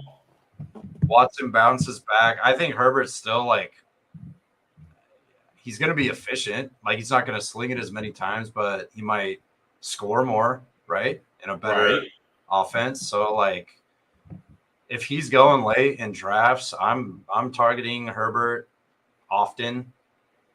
Pause. And then Watson gives you he's an intriguing player this year because he needs to bounce back for his namesake, and also he used to run in Houston. So, like, who's to say he's not going to run in Cleveland with no run game this year? Come on now. A little bit. You know, this team is an A. Right. A, not an A- for me. This is an A. That's a nasty team. Before we move on to Road, the reason why I give it an A-, I can nitpick with Justin Herbert for the last pick. That's why I can't. I mean, you might be more accurate than I am about this. I said A-. Gibbs and ETN. Woo. Waddle and Amon-Ra St. Brown. Yeah. Amon-Ra St. Brown is a power pick now. So you don't need him to be a wide receiver 2 anymore. He's a wide receiver 1 now. Watson as a quarterback upside, you can't get a better quarterback upside for your last pick. This could be an A. I'm gonna say A- right now. What you say, Ro? I would say an A-. The only pick that I would have done differently is I would have preferred Chase over Amon-Ra. Mm-hmm.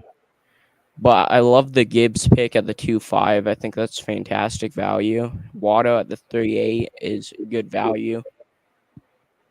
ETN in the 4th would have preferred Jacobs as well.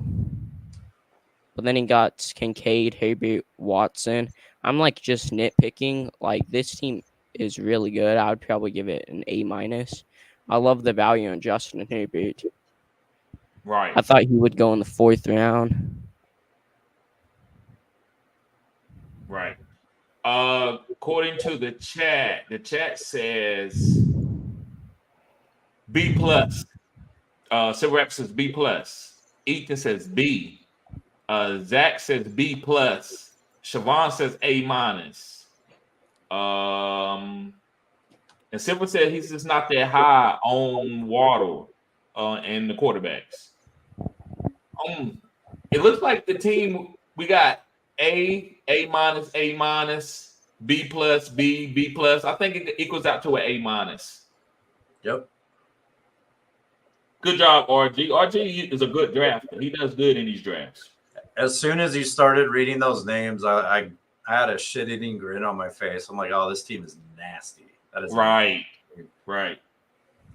And let me see if we get a couple. I seen a question. So Nifty says Henry too. He would rather have Henry. Zach says he would rather have Derrick Henry. Let's see. Harambe says Evans still elite. I believe he's elite, but older wide receivers are different. If you watch Tim Brown and Jerry Rice at the end of their career, they was good, but they wasn't the elite young wide receivers. And I don't believe Mike Evans is a Jamar Chase, Justin Jefferson, Amon-Ra, maybe even a Drake London. But I believe he's a top 12 fringe guy. He's the guy. Well, he's a guy like obviously you're not taking him as your first wide receiver. Right. If you pair him with one of those guys, like, you're doing okay. You know what I mean? I agree with that 100%. I have nothing to rebuttal with that. I agree 100% with that. Even I would rather have him as a wide receiver 3, though. I would rather have him as my wide receiver 3 if I could. It might not be possible, but if I get him in a wide receiver 3, I feel great about it. Say you land like CD and then Nico, and then you land Evans. Like, right. I agree. Will says, TD, you just not that high on Josh Jacobs this year. Yes, I'm not. And again, this is a technique. This is another technique that I teach. You can't be on everybody at their ADP. Some guys you're not gonna get to every year. There's so many guys going around Josh Jacobs that I like. Certain running backs. I'd rather have those guys. But if Josh Jacobs falls to me, then yeah, I take him. But it's not nothing personal against them. I just believe all those wide receivers on that team. You think they're not gonna give Dontavius Wicks targets in the red zone? They're not gonna give Luke Musgrave targets in the red zone? They not gonna give AJ Dillon gold. What AJ Dillon gonna be, the PPR guy or the satellite back? I think they just got Josh Jacobs too, so they can have two really good running backs like they had last year. And I don't believe they're gonna let Josh Jacobs get all the goal line touches. So that's why I came to the tip of my tongue when I said to pause. When I said David Montgomery, I believe he is like going to be equivalent to a David Montgomery as far as value, but as far as in talent, no. But remember, we're talking about value. That's what Rashad White is. It's value. It's not talent. That's just my 2 cents on that. But anyway, Simple Rapture says B+, A-. So we did that already. One guy that I was fading last year was Nick Chubb. I was drafting guys like Jameer Gibbs and Breece Hall ahead of him. That ended up paying off. Right. And tell me why wasn't you drafting Nick Chubb? Because you know what Nick Chubb is. Age. Mm. Not only that, but Jameer Gibbs got top 12 draft capital, and I know rookies, even if they don't get the usage of that early with that kind of draft capital, they will end up getting the usage with that kind of draft capital sooner rather than later. But Breece Hall, I just liked him as a better talent than Nick Chubb. I think he's a far better talent, and I was willing to bet on him as a breakout rather than Nick Chubb, and that ended up paying off as well. Right. Okay, let's see. Let's move on here to second takes team. You can start off on this one, Harambe. You got Patrick Mahomes, Jonathan Taylor, Kyron Williams, Smitty, Tank Dell, T-Law, and TJ Hawkinson. I'm still mad at Patrick Mahomes for last year. I got a chip on my shoulder with him. He's a GOAT, obviously. And there's stories coming out of camp. They're like pushing the ball down the field. Is that just camp talk, TD? What do you think about that? Nah, they're going to push the ball downfield because they got Xavier Worthy. Right. So maybe he has a better year than last year, we're thinking. Well, I think what you're saying is true. Don't worry about that. They trying to win championships, bro. They don't. Pat Mahomes, that's what he's already paid, bro. It's nothing in his contract that stats is going to make him make more money. Championships is going to make him make $500 million on his next deal.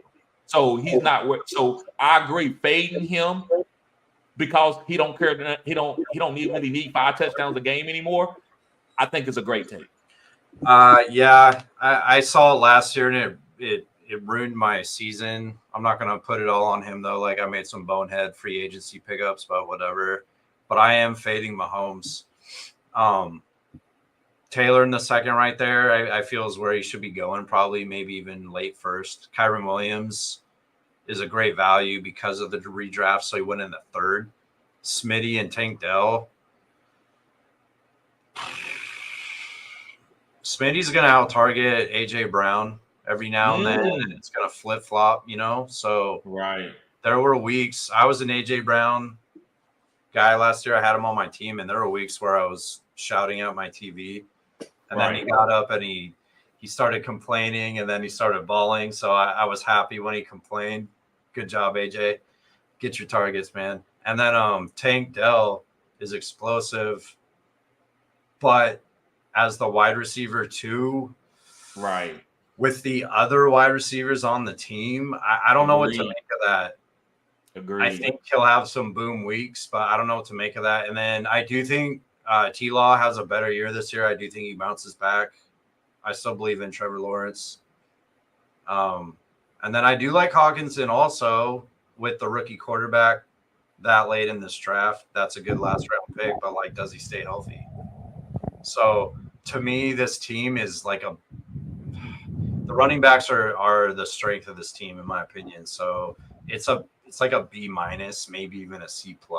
And it's weird to say that with Patrick Mahomes on the squad, but it's not fantasy boom anymore for Mahomes, in my opinion. So it's like a B-. Right. I will go ahead. I'm giving this team a B plus. I'm still gonna always give Mahomes credit because he's gonna have boom games, and it's Mahomes. And going into any fantasy football week, you should always feel good with having Mahomes, no matter how he's playing. So I'm not gonna really deduct you from that. Then you went Taylor Williams and Devontae Smith. Those first 4 picks are good.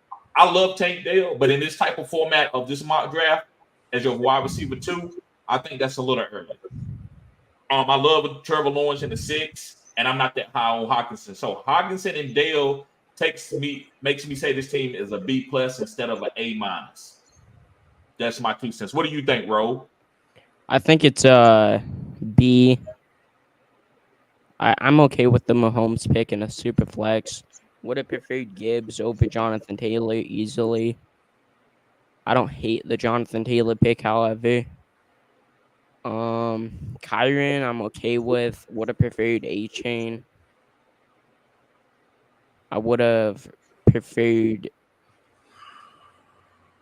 Man, Devontae Smith is nice value considering who was left. Tank Dell, I don't like. Would have easily preferred Cooper Kupp or Deebo Samuel. Yes, Even sir. DK Metcalf. Even Malik Neighbors, who wasn't drafted, but I like the value in Trevor Lawrence and TJ Hawkinson. I would give it a B flat. Okay. So we got 2 B's and we got a B plus. Let me see. So I'm gonna go back up, but right now I'm just gonna go for the grades. Ethan says C plus. Silver Rapture says B plus. Never like it when a team's number 2 wide receiver or is the number 1 and Hawkinson isn't close to playing. Siobhan says B minus. So it looks like this team is going to be probably a B. Is that would y'all say a B? I think it's lower than that.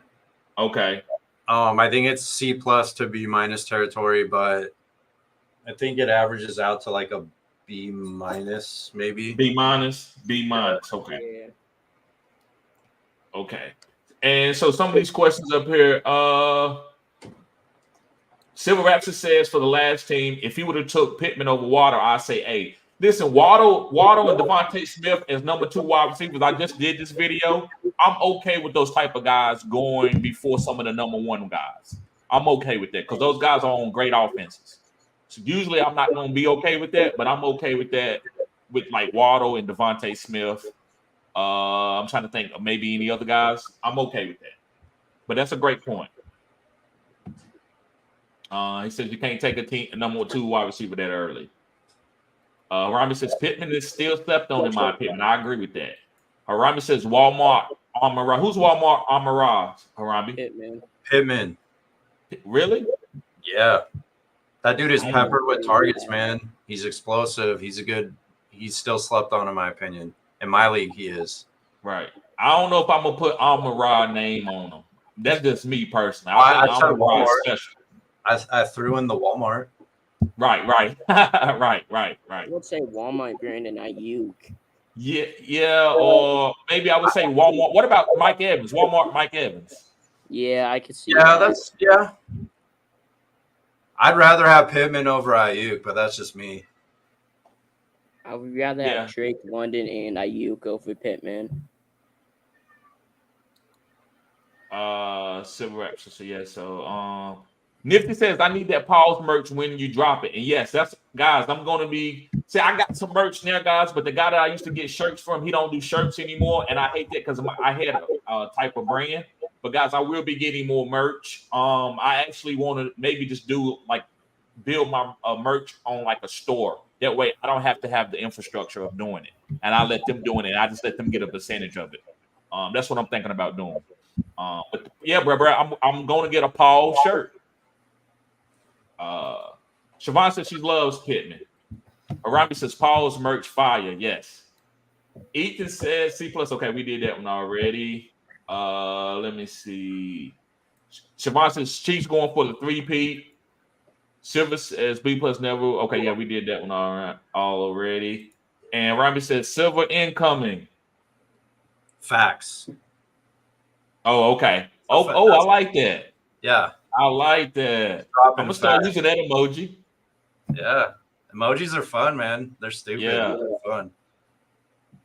Zach says Pittman or Waddle. I'm going with. That's close. I'm probably gonna go with Waddle. It just depends on what type of team that I got. Siobhan says Pittman. Had Pittman and St. Brown last year. Both were solid, right? Pittman for me, Rambi says. Silver Rep says Pittman at least 8 catches in 11 of the last 13 games last season. I agree. I remember. I mean, that's facts right there. I seen that. All right, so we got Kerry Bott and Siobhan left. So Kerry Bott, you can start off with this one, Rambi. Jamar Chase, Puka Shells, Devin A. Chain, Brandon Ayuk, Brock Purdy, David Njoku, and Austin Eckler. Obviously, I love the receivers. One quarterback in a super flex, I get it. Like you can plug in one of those receivers there and probably get close to the output of a quarterback. I love David Njoku. I think that's pretty much the consensus with most of us. That dude is still like not used enough. Pause.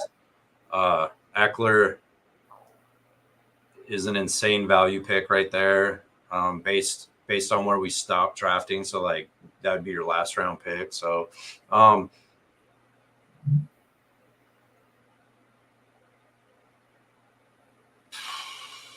I would give this team like a B plus. And that might be high, but I do think the receivers could compete with a double quarterback team. Right. And Purdy is with the stack with Ayuk, so you got that advantage there. So I would say a B plus. If you took another quarterback, maybe I would have put it up higher to an A minus or an A. It's not a bad team at all. I think this team can compete with any of the other teams. But I would say just because of the super flex setting and the one quarterback, I would just drop it down to a B plus. What would you say, Ro? Probably a B, just because of the one quarterback in a super flex. But I do like his wide receivers. I like his running backs, where he got them. Purdy is fine value, actually pretty good value at the 5'10". Njoku is fine. Would have preferred Kittle. Maybe even gamble on the talent of Brock Bowers. But I can't really fault him for going Njoku. I would give it a B. Okay. Jamar Chase, Puka Nakua in a super flex. I love that type of stack, especially when people are trying to get quarterbacks. I'm giving that an A. Devon A. Chain is your first running back. He's a volatile, but that boom is okay because you got like a 0 RB type deal. Ayuk, I love Ayuk as your third wide receiver. That's kind of how I like those type of receivers, like Mike Evans and those guys. Even Chris Olave. Forgive me, bro, but even Chris Olave, I like him to be my number 3 wide receiver too. Purdy with the Ayuk stat, I think that's good. And Njoku, I'm telling y'all, this is another one of my players that I'm on this year and hold me accountable for this. I think Njoku is one of the best tight ends in the game. He proved it last year when he got the targets. And you might say, well, Deshaun Watson, I'm going to tell y'all something. This is for me, experience playing. Guys, if you're a good coach, there's no damn way you're not going to tell Deshaun Watson to target Njoku. And Deshaun Watson will get benched. Now, I know he don't like to throw to tight ends like that much, but he got Amari Cooper out there. He don't got Tyreek Hill and Justin Jefferson. So he has to give Njoku at least 7 targets a game. He has to. No question asked. And I believe Njoku is going to be a top 5 tight end So I love Njoku. And Eckler at the last pick, I think that's a great. He got 0 RB explosive builds. Eckler's going to catch 7 passes a game. That's why they went and got Eckler, because they got Jaden Daniels for checkdowns. So he can learn. I think this team is an A. I love this team. He's going to be the pickup. So listen, if y'all don't stack these young quarterbacks, he's going to go get one off the waiver wire. He's going to go get one off the waiver wire. Whoever starts here, whoever have a big game first week, he's going to get that quarterback. And he's probably going to pick somebody up off the waivers first week anyway. So I think it's okay not to go get a quarterback, even though this is Superflex. I think you can stream your second quarterback. That might end up being better than Brock Purdy. What if what you call it has a big year? The quarterback from New England, Drake May. All right, he can pick up Drake May. There's a couple other quarterbacks out there. Will Levis. Yeah, I was just gonna say people are sleeping on that passing offense on that team. Right, Geno Smith. Let me see who other quarterbacks. Let me look. Yeah, Drake May over Brock Purdy in Dynasty. It just depends what type of build I got. I think he's a better talent. I think he's going to be better in the long run. Right. If we went like another 2 rounds or something, and Currybot grabbed like I don't know, like Bryce Young or something like that, already I do like Bryce Young. Brings that team way up. So right. I only dinged it because of Daniel Jones, absolutely. I only dinged it because the 1 QB. I love this team too. Right. I So personally wouldn't give it an A though, but that's just me. Right. So I said A. What did you say, Harambe? B plus. I would have given it an A if there was a second quarterback. And what did you say, Ro? A B? I said a B, but considering he could get another quarterback, I would probably bring it up to a B plus. Okay, so we got A, B plus, and then we got an A minus, we got a B plus, we got another B plus. I guess that makes it. I guess I can give it an A minus. I gave it an A. We got another A minus, and then y'all all gave it a B plus. So I think this team is an A minus. Good job, Curry. Curry always does a great job. Ethan. Good job, bro.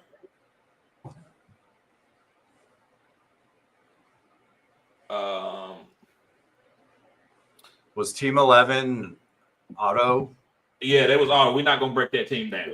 I give it an F minus. Siobhan, appreciate this. I think this is her first draft, guys. Oh, But we're gonna keep it real on here, so hopefully she don't take it personal. I appreciate her being here. She's been supporting me for a while, from Facebook all the way to YouTube. Appreciate you, Siobhan. looks like Siobhan drafted a pretty damn good team. Go ahead, Ro, break this down. Love the Breece Hall pick at the 112. Richardson, I'm not high on. Would have easily preferred Lamar Jackson or Joe Burrow. But I do like the fact that they got that stack with Michael Pittman. Trey McBride is fine value. I like him there. Aaron Rodgers would have preferred Trevor Lawrence or Justin Herbert. Cooper Kupp, I like that value, and David Montgomery, I like that value too. But overall, just looking at it, like comparing it to some of the other teams, my team, for example, I think I'm taking my team, and people are giving me like C's. So if I want to rank it according to the chat, it's a C, but I can't do that. It's like a B minus. What'd you give it? B minus. Okay. What do you think, Robbie? I think from the 12 spot in the Superflex. Now, this is assuming Rodgers stays healthy, right? Right. You have the stack with Breece Hall and Aaron Rodgers, so you have the Jets offense on, paper, I don't think most people are going to get too excited about that, but you have a bell cow running back who has PPR value. Richardson has rushing upside, also stacked with Pittman, who I'm high on. I feel is still underrated. And then Siobhan went and got baby Kelsey right there. PPR gold mine, McBride. Rodgers as the QB2, I love. And then Cooper Kupp. Cooper Kupp is Cooper Kupp. Ooh. And then the last pick was Montgomery. So the running game taken care of. The receivers, I love taking care of. Are they like the sexiest pick? Pause. No. But like they're definitely serviceable and they could definitely compete. The points coming from the tight end will elevate the team. Richardson, rushing upside, stays healthy, and then the double rainbow to Pittman. This is an A-. I don't agree. So, I don't see a bad thing. Assuming Rodgers is healthy, like obviously a lot is riding on Rodgers. right. I love every single pick on this team. I love every single pick. I think except for Rodgers. A-Rich is a bad pick. Who? A-Rich. Richardson? Yeah. I love that pick. I love that Over pick, too. Lamar Jackson. I think he's Lamar Jackson at best. I wouldn't say Walmart. Could you say BJ's Lamar Jackson? Like I would say Walmart, right? Or maybe Publix. Publix So Lamar Jackson. I think Lamar's rushing upside. Maybe Kroger. I like Lamar more as a passer, but I think Richardson's rushing upside is better going into this year. And stacked with Pittman, that's the number one receiver on that team. Lamar Jackson is my favorite player in the NFL. But how this team was drafted, from top to bottom, I think this draft was knocked out of the park. I think this was a really good all-around draft. Like, this team can compete. So I'm going to be real here. I don't think this team is better than mine. I think I got far better quarterbacks, better receivers, arguably better running backs. The only thing I'm lacking on is tight end, and my tight end's not even that bad. okay, this is where I'm gonna have to disagree. I gotta disagree with you on this one, Ro. I love this team. This is an A-. I'm thinking about giving this team an A. I'm thinking A- because of Aaron Rodgers. I'm gonna nitpicking it and give it an A-. But Breach Hall, did you see him down the stretch with a bad offensive line with no Aaron Rodgers? I mean, he balled out. He was great. I had him on my team. Right. Anthony Richardson was a top 5 quarterback the first 4 weeks of the season. He finished as the number 2 quarterback twice. He threw the ball well enough to be a top 5 quarterback in fantasy. So if he stays healthy, I would think with him having 1 year of experience that he could keep that up. Michael Pittman is his wide receiver 1 on his team. She got the stat. That's we drafted Trey McBride. I think that's baby Kelsey. I think Trey McBride is going to be like a wide receiver in this offense. Aaron Rodgers, you're right. Caleb Williams, to me, it has more upside than Aaron Rodgers. So I think both your quarterbacks are better than Aaron Rodgers. Cooper Kupp. Now listen, Puka Nacua is the number 1, but Cooper Kupp is going to be like the Julian Edelman. If he has a Julian Edelman type season, he's still a top 12 wide receiver. So I think he's going to be used underneath and catch all the targets underneath, and he's going to get some red zone targets because it's Cooper Kupp, just to satisfy him as a veteran. So listen, this is your turn. We're going to throw it to you down here, right? So he's still up to get 7 to 10 receiving touchdowns and about 120, 130 targets at a minimum if he stays healthy. The only thing you can say that's a bad pick is because of his health. David Montgomery. Yes, I think that's a great pick. I mean, he's getting goal line carries. So he's going to be, let's say, top 24. I'm going to go to the floor. He's going to be a top 24 running back. That's good value when you can also pick up guys off the waiver wire, and who cares if you have to move on from David Montgomery? You didn't spend a high draft capital on them, so you're gonna be able to go pick up guys like Trey Benson, guys like Kamani Vidal. I think this is one of the best teams in the draft. That's why I would disagree. I think her team is a letter grade better because of the known commodity. Now, can you hunt her down in the fourth quadrant because you have your rookies are going off? Yes, you could. You could. And that's what makes your team dangerous. You have rookies who's probably going to be great in the fourth quadrant, and everybody's going to be trying to hit you up for trades. So that's the difference. It's make or break with Rodgers. Like, if Rodgers isn't healthy, this team, no. But if he's healthy, yeah.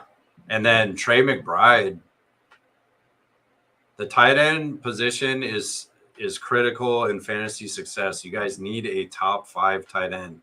If you don't have that, you're losing out, because you have a wide receiver 1 or a wide receiver 2 output in the tight end spot. So having Trey McBride will carry this team. And then if Rodgers is healthy, this team, nasty team. Right. So right here it says, so Raptor says honest A. Rami says team is stacked. Hector says B+. What did you give it, Rami? I gave it an A-. Okay, so A-, A, B+. I never drafted Superflex. Nifty says A-. Silver Raptor says the draft has 7 rounds. That means that the number 12 pick has the last pick in both the first and the last round. Correct. Zach says pause. Silver Raptor says impressive. It is impressive. She watched my content, guys. She watched my content. I can tell by that team. She killed it. She stacked. She know where Anthony Richardson is. She stacked it with Michael Pittman. She know I've been high on Trey McBride, Cooper Kupp. It's Cooper Kupp. David Montgomery, goal line touches. David Montgomery. Hector said, "Yep, just on Rodgers. Love the Richardson pick. Laugh out loud, Road. You got to be kidding." Zach says B+ just because of the question with Rodgers. That's point. That's a great point. I don't like the Aaron Rodgers pick, but outside of that, I thought she killed it. Harambe says silver nose. This team is nasty in my opinion. Siobhan says thanks. Rodgers definitely would make a break. Right. I've been listening and practicing 10-man full PPR draft. Great job, Siobhan. Who's says Kupp has done it multiple seasons. Puka has not. Right, but it don't matter how many seasons. T. Higgins had done it a couple of seasons, and Jamar Chase came in and killed it. So I still love Puka. I love both of them. I want both of them on my team. Pause. Who's says that's a fantastic team. I agree. Siobhan says Rodgers, Richardson, and Burrows have something to prove this year. They do. Dirk Boy, what's up, bro? He says, what y'all think about Keon Coleman and Lad McConkey? Hold on, I'm gonna get to that later. Let me finish this grade. B. Okay. So I think her team, I guess I would have to give it an A. What you think with all the grades that we got? I think it's an A-, but okay. With all the grades, averaging all the grades in? I'm looking at them. A, B+, A-. And then you gave it an A-, didn't you? No, I gave it an A. An A? Yeah, this is an A- team. Right. Okay. I think I gave it a B or a B. No, I gave it a B+. I think. You gave it a B. A B-. You gave it a B-. She got 4 A's. Right. That's what I'm saying. That's why I think it might have been an A. But we'll do an A-. We're gonna come back. She's in it for the winning. So we got 1, 2, 3, 4. We got 4 teams is up for it. Okay, so let's do Dirk Boy comment real quick before we judge these. Before we go and do my team real quick. He says, what y'all think about Keon Coleman and Lad McConkey? I like Keon Coleman a little bit better, but I think people are sleeping on Lad. I think Lad has plenty of opportunity to boom. I think both guys are solid. I would rather have Keon Coleman because he's attached to a better quarterback. Which, I don't know, that's very debatable because Justin Herbert is elite too. But I would say we've seen Josh Allen have better fantasy production. So I would just say slightly off of my chinny chin chin, I would go with Keon Coleman. What if it's a full PPR? Like, I think Ladd carries value. But if it's standard, I would rather have Coleman, if that makes any sense. Yeah, I would agree with that. Because he's going to get peppered with targets. Ladd is easily the best wide receiver on that team. Right. I thought you was about to say the best white wide receiver on that team. But yes, I thought that's what he was What about do to you say. mean? Is he not the best wide receiver on the Chargers? I don't know, man. I don't know. I think Quentin Johnson. I'm not saying Quentin Johnson is going to have a better fantasy football season, but I think Quentin Johnson is going to be a great yak guy. I think he's going to be a great yak guy for the team. But I do believe I would rather target Ladd before I target Josh Palmer or any of those guys. I would wait late to try to get Ladd. I do agree with you. I don't know, man. I got to see what's going to happen. Do we think DJ Chark's going to do anything? Who? DJ Chark. Oh, yes. DJ Chark's going to have – he's a solid wide receiver, man. He's going to have probably, 800 yards at least, 700 yards at least. He's the most experienced guy on the team who's put up the most yards. Everyone's tripping on that wide receiver room. I'm not. I'm really not. I'm not that scared. Herbert has had less talent before and put up great numbers the year that Keenan Allen got hurt. And Mike Williams got hurt. He put up some big-time numbers. He had 30 touchdowns as a rookie with the weakest offensive line in the game. So, all right. So, guys, let's go through my team real quick, and then we're going to go break the rest of the four top teams so far. So, I guess you can go first, Harambe. All right, man. So, obviously, yeah, you took him. Devontae Adams, Tua, Stafford, Kamara, White, and Kittle. Uh-oh. Oh, man. You got the receivers, you got the stack, you got the quarterbacks, you got the running back, and then you got the volatile tight end at this point, but he's still explosive. Man. It's an A, dude. It's an A. There's better quarterbacks than those two on some other teams, but that stack is filthy. I love Devontae Adams. And you got your guy in the first round. You got your Olave, right? Kamara and White, and then Kittle. Yeah, man. For me, it's an A. Solid team. That's a playoff team for sure with upside. And then you got Superflex is so weird because you always want to try to get two quarterbacks, and then those guys aren't popular names early in a draft, right? But these are explosive quarterbacks, and then you have both of them, and then you got the stack with the Dolphins. So I don't see a bad pick on this team. I like every single one of those players. What do you think, Ro? I like Tyreek Hill. I like Devontae Adams.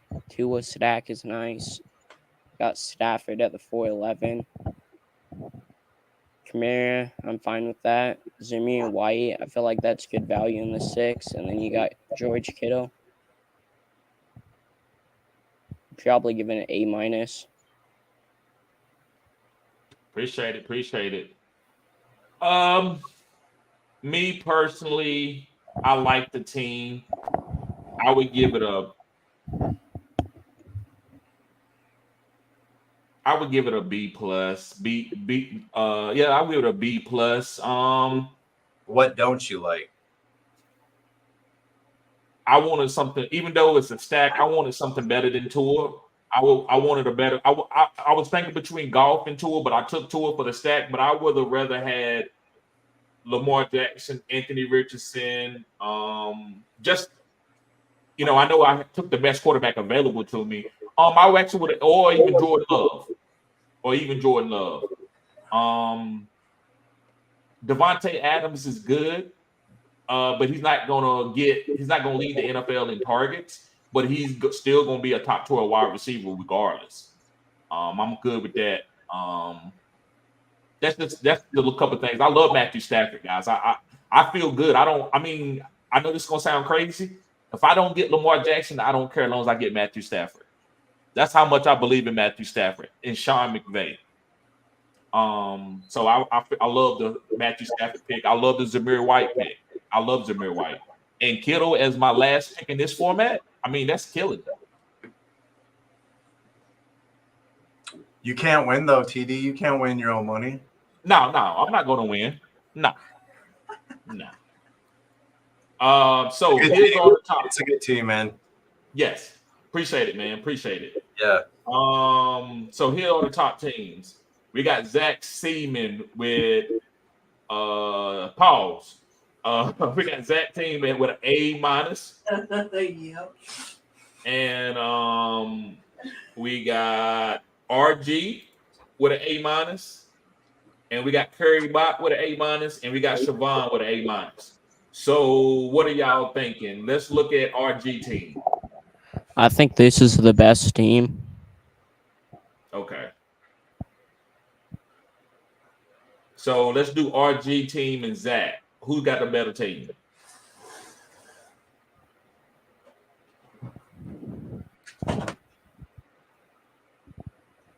RG or Zach? Who got the better team?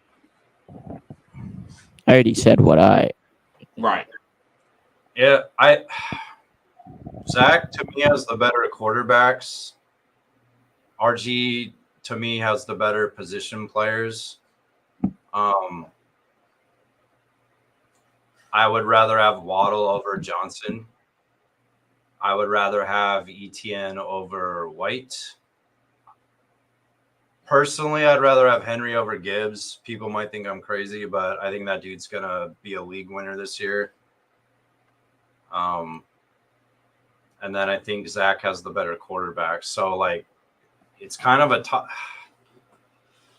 I like Kincaid more than Ferguson this year a little bit. I'd probably go with RG barely. Like this one could go either way for me between Zach and RG. Okay. So who are you picking between Zach and RG? You picking RG? I'd take RG. Yeah. Okay. Great. Hey, you did a great job though, Zach. You had a great team. So now I guess we got to do between RG and first we did between RG and Currybot. So RG and Currybot. Y'all will go with RG over Currybot too? I would. Yep. It's close. Those first four picks, carry. Right. I probably would go with RG slightly over Curry too. Now, what would y'all do between Siobhan and RG? That's gonna be tough. To me. I think RG. Whew, I think you might be right, man. I hate to say that, Siobhan. I think Aaron Rodgers, we nitpicked you. I think Aaron Rodgers is gonna end up taking you down for the best team. You can take that same logic and apply it to Watson, though. He's hurt too. Right, but who would you rather have if you drafted for a money league, $100? You gonna take Watson or Aaron Rodgers? They both are there. If they both stay healthy. No, if you had to pick them right now, and you're in $100 league, and you need to take a quarterback, and the two quarterbacks left is Watson and Rodgers. Who you taking? Probably Watson because of potential rushing upside. Right, that's what I would say. Barely, So what about you? Huh? Barely. I would Barely. take Watson over Aaron Rodgers. Not easily, but I would take him over. I would take. I mean, if Siobhan drafted Justin Herbert instead of Aaron Rodgers, if she drafted Lamar Jackson instead of Anthony Richardson, like, I don't know. I would be looking at this team a lot better than I am right now. Right. I'm gonna give it to RG, but let's see what the chat. Let's let the chat. So we got. Well, another aspect is like Maybe it's not if quarterback. if Rodgers is healthy and is slinging the ball, like he's gonna put up better passing numbers than Watson is. More. I don't know about that. I can't agree with you on that, Harambe. I think Watson's still gas. I think you. So this is the comp that I would give you. Do you remember when Carson Palmer left the Cincinnati Bengals for the Oakland Raiders? Yeah. He struggled, right? You remember he struggled with the Oakland Raiders? Mm-hmm. And then he left the Oakland Raiders and stayed out a couple years, and then he went to the Arizona Cardinals. Balled Well, that out. first year with Arizona, he struggled again, right? You remember the first year he kind of struggled? And then the next year he went off with I think it was Larry Fitzgerald, and I don't think Anquan was there anymore. It might have been John Brown. I think it was John Brown. Yeah, didn't John Brown do his crazy little stand dance? Right. That's and hilarious. then Carson Palmer ended up like playing good, but it took him like 2 years to get back right to where he was at from leaving Cincinnati. Maybe 2 to 3 years. I believe that's what Deshaun Watson. I think he still has it. That's just me nitpicking. I can't say that Aaron Rodgers is better than Deshaun Watson. Deshaun Watson was probably the best quarterback in the league before he went through that situation. He was better than Pat Mahomes. Would you agree with that? I'd rather have him, yeah, for fantasy. Because he didn't have any weapons. He didn't have no Travis Kelce and was balling with Kiki, do you love me? He was balling with Kiki Kuti. So I think Deshaun Watson, if he got anything left, I think that's a great pick. But I don't want to get too far off. So I would slightly disagree with you. I would rather have Watson all day. I would rather have Watson over Daniels, Caleb Williams, Brock Purdy. That's just me personally. That's just me personally. So I would say, guys, who y'all giving it to? So who your pick for the best team, Harambe?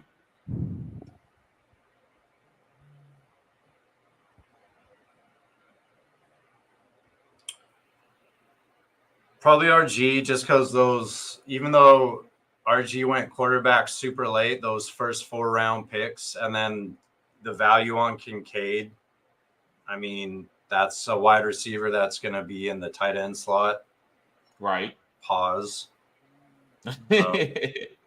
But I don't understand. Again, I don't understand why people are fading Herbert. So that was an insane value pick to me. So I would probably go with RG. But I do think Richardson, and Silver said it in the comments, which you'll see, Richardson could finish, and I said this on a past video, that could be the QB1 overall. Who? Richardson. Right. We don't know. So that could carry. So she got the better receivers, but the position players for RG take the cake, and then you get the value with Herbert. That's just ridiculous to me. So I would go with RG. Okay. So we got RG for you, and the road, you said RG too, right? Yeah. And I'm gonna go with RG slightly too. So let's see what the chat's gonna make the break. It's gonna be the deal breaker. So ooh, spicy chat. Yeah, it is. I'm trying to to make sure I don't miss any of the comments, that I go back to the right one. I'm gonna answer this real quick. Yeah, man. Personally, I was trying to look at it in a vacuum. I was trying to get outside of myself, right, and judge it. But yeah, I did say personally. Yeah. Let's see. Hector says, okay. So Hooser says RG got the best team. So we got RG. That's 5 RGs. Silver says Siobhan number 1.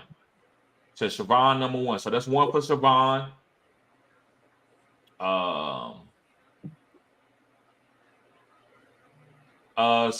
Who's is saying RG?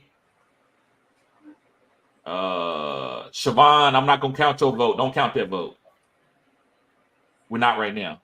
Okay, Silver says Siobhan. So that's 2 for Siobhan, 5 for RG, right? Yep. Ethan says Siobhan. That's 3 for Siobhan. 3 for Siobhan. 4 for Siobhan. 4 for Siobhan. Siobhan, if you vote 5, oh, we're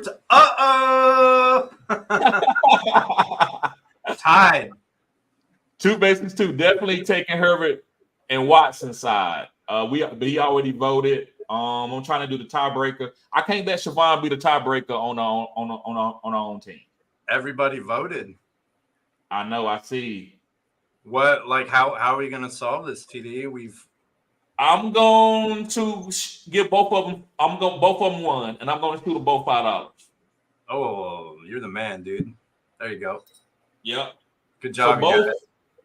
both. We got 2. We got the first tie. RG and Siobhan. Those are 2 great teams, guys. Great job. Great job. Okay, let me go through a couple of these comments, guys, and then we're gonna get out of here. Guys, hit me up at fantasygoodsports@gmail.com. Siobhan, send me your Cash App or PayPal or whatever you have. Same thing with you. Well, RG actually is not on. He's not on here. So listen, if he don't hit me up, then I guess it's gonna be default by Siobhan because I couldn't get in contact with him last time. He gets off the live a little bit earlier. But let's see. I don't want to pass up some of these comments.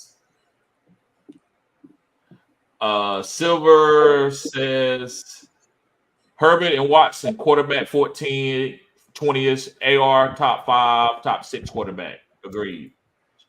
I Siobhan says, totally disagree with that. What do you think? What do you think, Ro? What do you think? Oh, I think Herbert in Dynasty is easily better than Richardson. In redraft, they're close. I don't think they're 5 rounds apart. I would agree with that.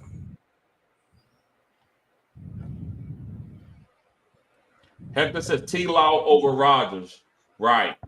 Yeah, I would have took T-Law over Rodgers too. Zach says AJ Green. I think he's talking about who's AJ Green. He's talking about. Oh yeah, for Car. Okay, maybe he played for Arizona. Mm-hmm. Okay. Okay. Yep. GF says who's it says interesting Watson comp. I can dig it. Yeah, it's just not a comp. It's just a way that I can see how they could get back to where they were at before they went through a lot of trouble. They both like set out because they didn't like what was going on with teams. That's why I comped it like that. Yeah, Rami said spicy. I do like my team solid, right? I won the draft. You had a good team, bro. You had a good team. Ethan says, when I said RG, that was the comparison versus the other dude. I said Siobhan. Oh, okay. Ooh. So that might put Siobhan over. On 1. Siobhan has 6-4. Silver Rapids said, uh-oh, good one, Harabi. Siobhan said, oh my God, I won. This is too fun. It is. Congrats, RG. Good job, everyone. Yes. Nifty says, Siobhan, next time take Olave. Yeah. And if you can't take him that early. Bro will never forgive you. I don't know. I think he'll give you an 8 though. Oh, absolutely. Hoosier says Herbert is undervalued currently, and there is an argument that Herbert could be a top 6 quarterback. I guess if he does that with the type of team that he has with wide receivers, it would have to make him a top 3 quarterback in the NFL because he don't have any elite talent like that. Dark horse MVP candidate. Right. If he plays well, I agree. Silver Rap says Allen Mahomes, Stroud, Hurt, Jax, AR5, Barrow, Collar, Dak, Love, Purdy, Tua, Cousins, Stafford, Goff, A-Rod, Jaden Daniels. Woo! Herbert, Watson, reaching, putting Herbert that low. Yeah. Over in fantasy weight rankings, I understand it. over Aaron Rodgers. Goff. Yeah, I'm taking Herbert before I'm taking Jaden Daniels, me personally. Yeah, Siobhan won. Silver says, I froze up. Anybody else? Nah, I didn't get it. What's going on? Oh, I'm just laughing at Zach. Oh. Nifty says, I still think Herbert is a top 5 quarterback talent. Yeah, talent-wise, right. Zach says, I'm going to pick a lottery 1-on-1 next draft, so the road gives me an A+. I give you an F. That's way too early. Javon says, no good here, Silver Rapture. Yeah, and Robert says, Zach. And Silver Rapture says, I'm back. Congrats, Siobhan. Nifty says, I'm crying at Zach. Yeah, that was hilarious. All right, guys. So listen, guys, I appreciate it, guys. I want y'all to comment and tell me what you like about pause. Tell me what you like about far as the streams. This format, I can look at the chat right now. It ain't that many people in here. When I go live on the cell phone, it's usually about 35, 40 people in here at a time. And it also the views is higher. But guys, y'all tell me what you like. Tell me what you like. Tell me if you like it more when I go live from the cell phone, or maybe I should just do this Sunday and then go live from my cell phone Monday through Friday. Also doing the season too. So guys, I'm looking for more input just to make sure that my channel reach the algorithm as good as it can. And also I want to give y'all what y'all want to. I want to pause. I want to make sure that y'all are having good content to watch. Anything you want to say, Romby? No, man, I'm excited for your channel this year, and obviously I'm excited for fantasy this year. I think the points you make are valid, and I do appreciate the banter and the disagreements and the debates, because it makes us open our minds a little bit and, think of a scenario or a team or a player maybe we weren't targeting or looking at. And then we just go from there, man. I love doing this. I love all the followers and the members that you have. And I signed up today. I was a member today. I got a cool little star now by my name. Yeah, I also signed up yesterday. Yeah. And I'm having a hard time sharing this channel with my friends, TD, because I don't want them to get the info because right. I respect that, bro. I respect that. And Ro, real quick, man, just for shits and giggles, man. Bro, I don't want you to spend your bus money, because I know, bro, you're a young cat, man. You grinding. So don't spend your bus money, man, to try to be a member, man. You show support, man, and I want to support your channel. And man, I ain't got a chance to. What'd you say? I could afford $1. I got you. I got you. But I gotta catch one of your streams. Can you live stream yet? Yeah, I have like 7 live streams. Okay. I'm gonna have to catch one, man. Just hit me up and let me know ahead of time, because man, I'm so busy at work. So man, I gotta get on your channel too, man, and watch a little bit more of your content. So guys, yeah, you want to say anything, Ro? No, I mean, I already have like my info at the bottom of my screen. It says @the_real7 on YouTube. Just type that into the search bar if you want to find me. Find some of my content. My website is linked in my bio. Yes, sir. TD, I want to go ahead, man. I'm sorry. No, go ahead, bro. I was gonna make a point, like with you doing the lives during the week. You're gonna get views and new people checking out the channel, and then as it builds up, as it snowballs, you'll have more views on the drafts on Sundays. So like, as I agree. Come in, I agree. Get that going. I agree. I think so. I might not do that many drafts during the week, guys. Right. I try to do. I mean, if I can, I try to do one, because I know we all like drafting. But in order for me to grow, I think I'm gonna do more of the cell phone, like fantasy after dark, and I also might do just regular videos, like talking about my top 5, whatever position or whatever I'm talking about, because it just hits the algorithm a little bit different. But I will on Sundays do this. I think this is important for us. So yes, I agree. Let me see. That we're gonna do this last couple of comments, and then we're gonna get out of here, guys. Okay, wait a minute. Just he said, Gio says, realistically, what do you think the Giants will finish this season? I think they can make the playoffs. I probably, hey, listen, I'm not saying here, don't cash that check or whatever, but that's just my prediction. I think they can make the playoffs. They got some good young talented guys. So I like the Giants this year. I would bet they're over for Vegas. What do you think, Harambe? What is the over for their wins? I don't know. I just Like predicted 6? it's probably like 5 or 6, maybe probably 5. I'd take the over. I would take the over.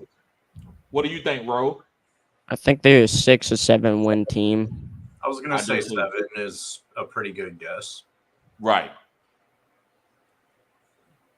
Who's says, good times, thanks, y'all. Anytime, bro. Silver says, I like this format, but understand the other full screen lives have the scroll feature for more views. Okay, yeah, right.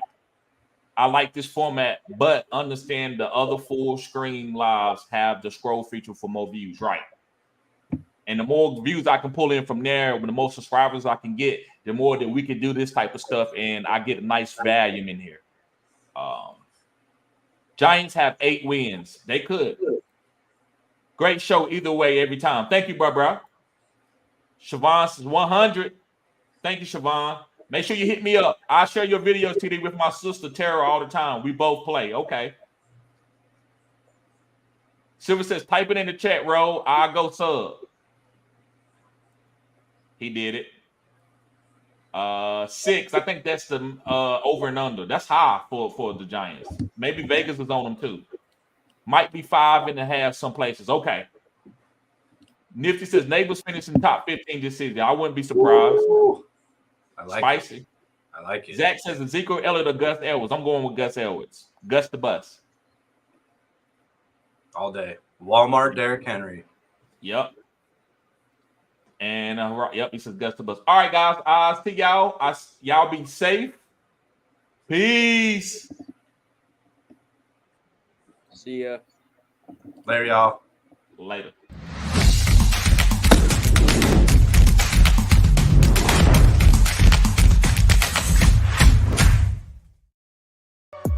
They like country need another one. They like country need another one. Quasi going crazy. Okay, turn me up. They don't want no smoke, I'm in my bag. Bitch, I'm rolling up. They say that shit hot. Hot, bitch, I'm burning up. Yeah, let's talk some business. Ain't no money, I ain't showing up. Don't know how to act. A bunch of country niggas pulling up. Okay, turn me up. Now they say they want that country shit. Okay, now turn me up. Now they see I be that energy. I make them turn me up. Yeah, I know they trying to finish me, but it just turn me up. Turn me up, Jay. Fresh to death on camouflage. Gotta keep a foot up on their necks, cause they might sabotage. I ain't come for peace, I brought the mask, bout to terrorize.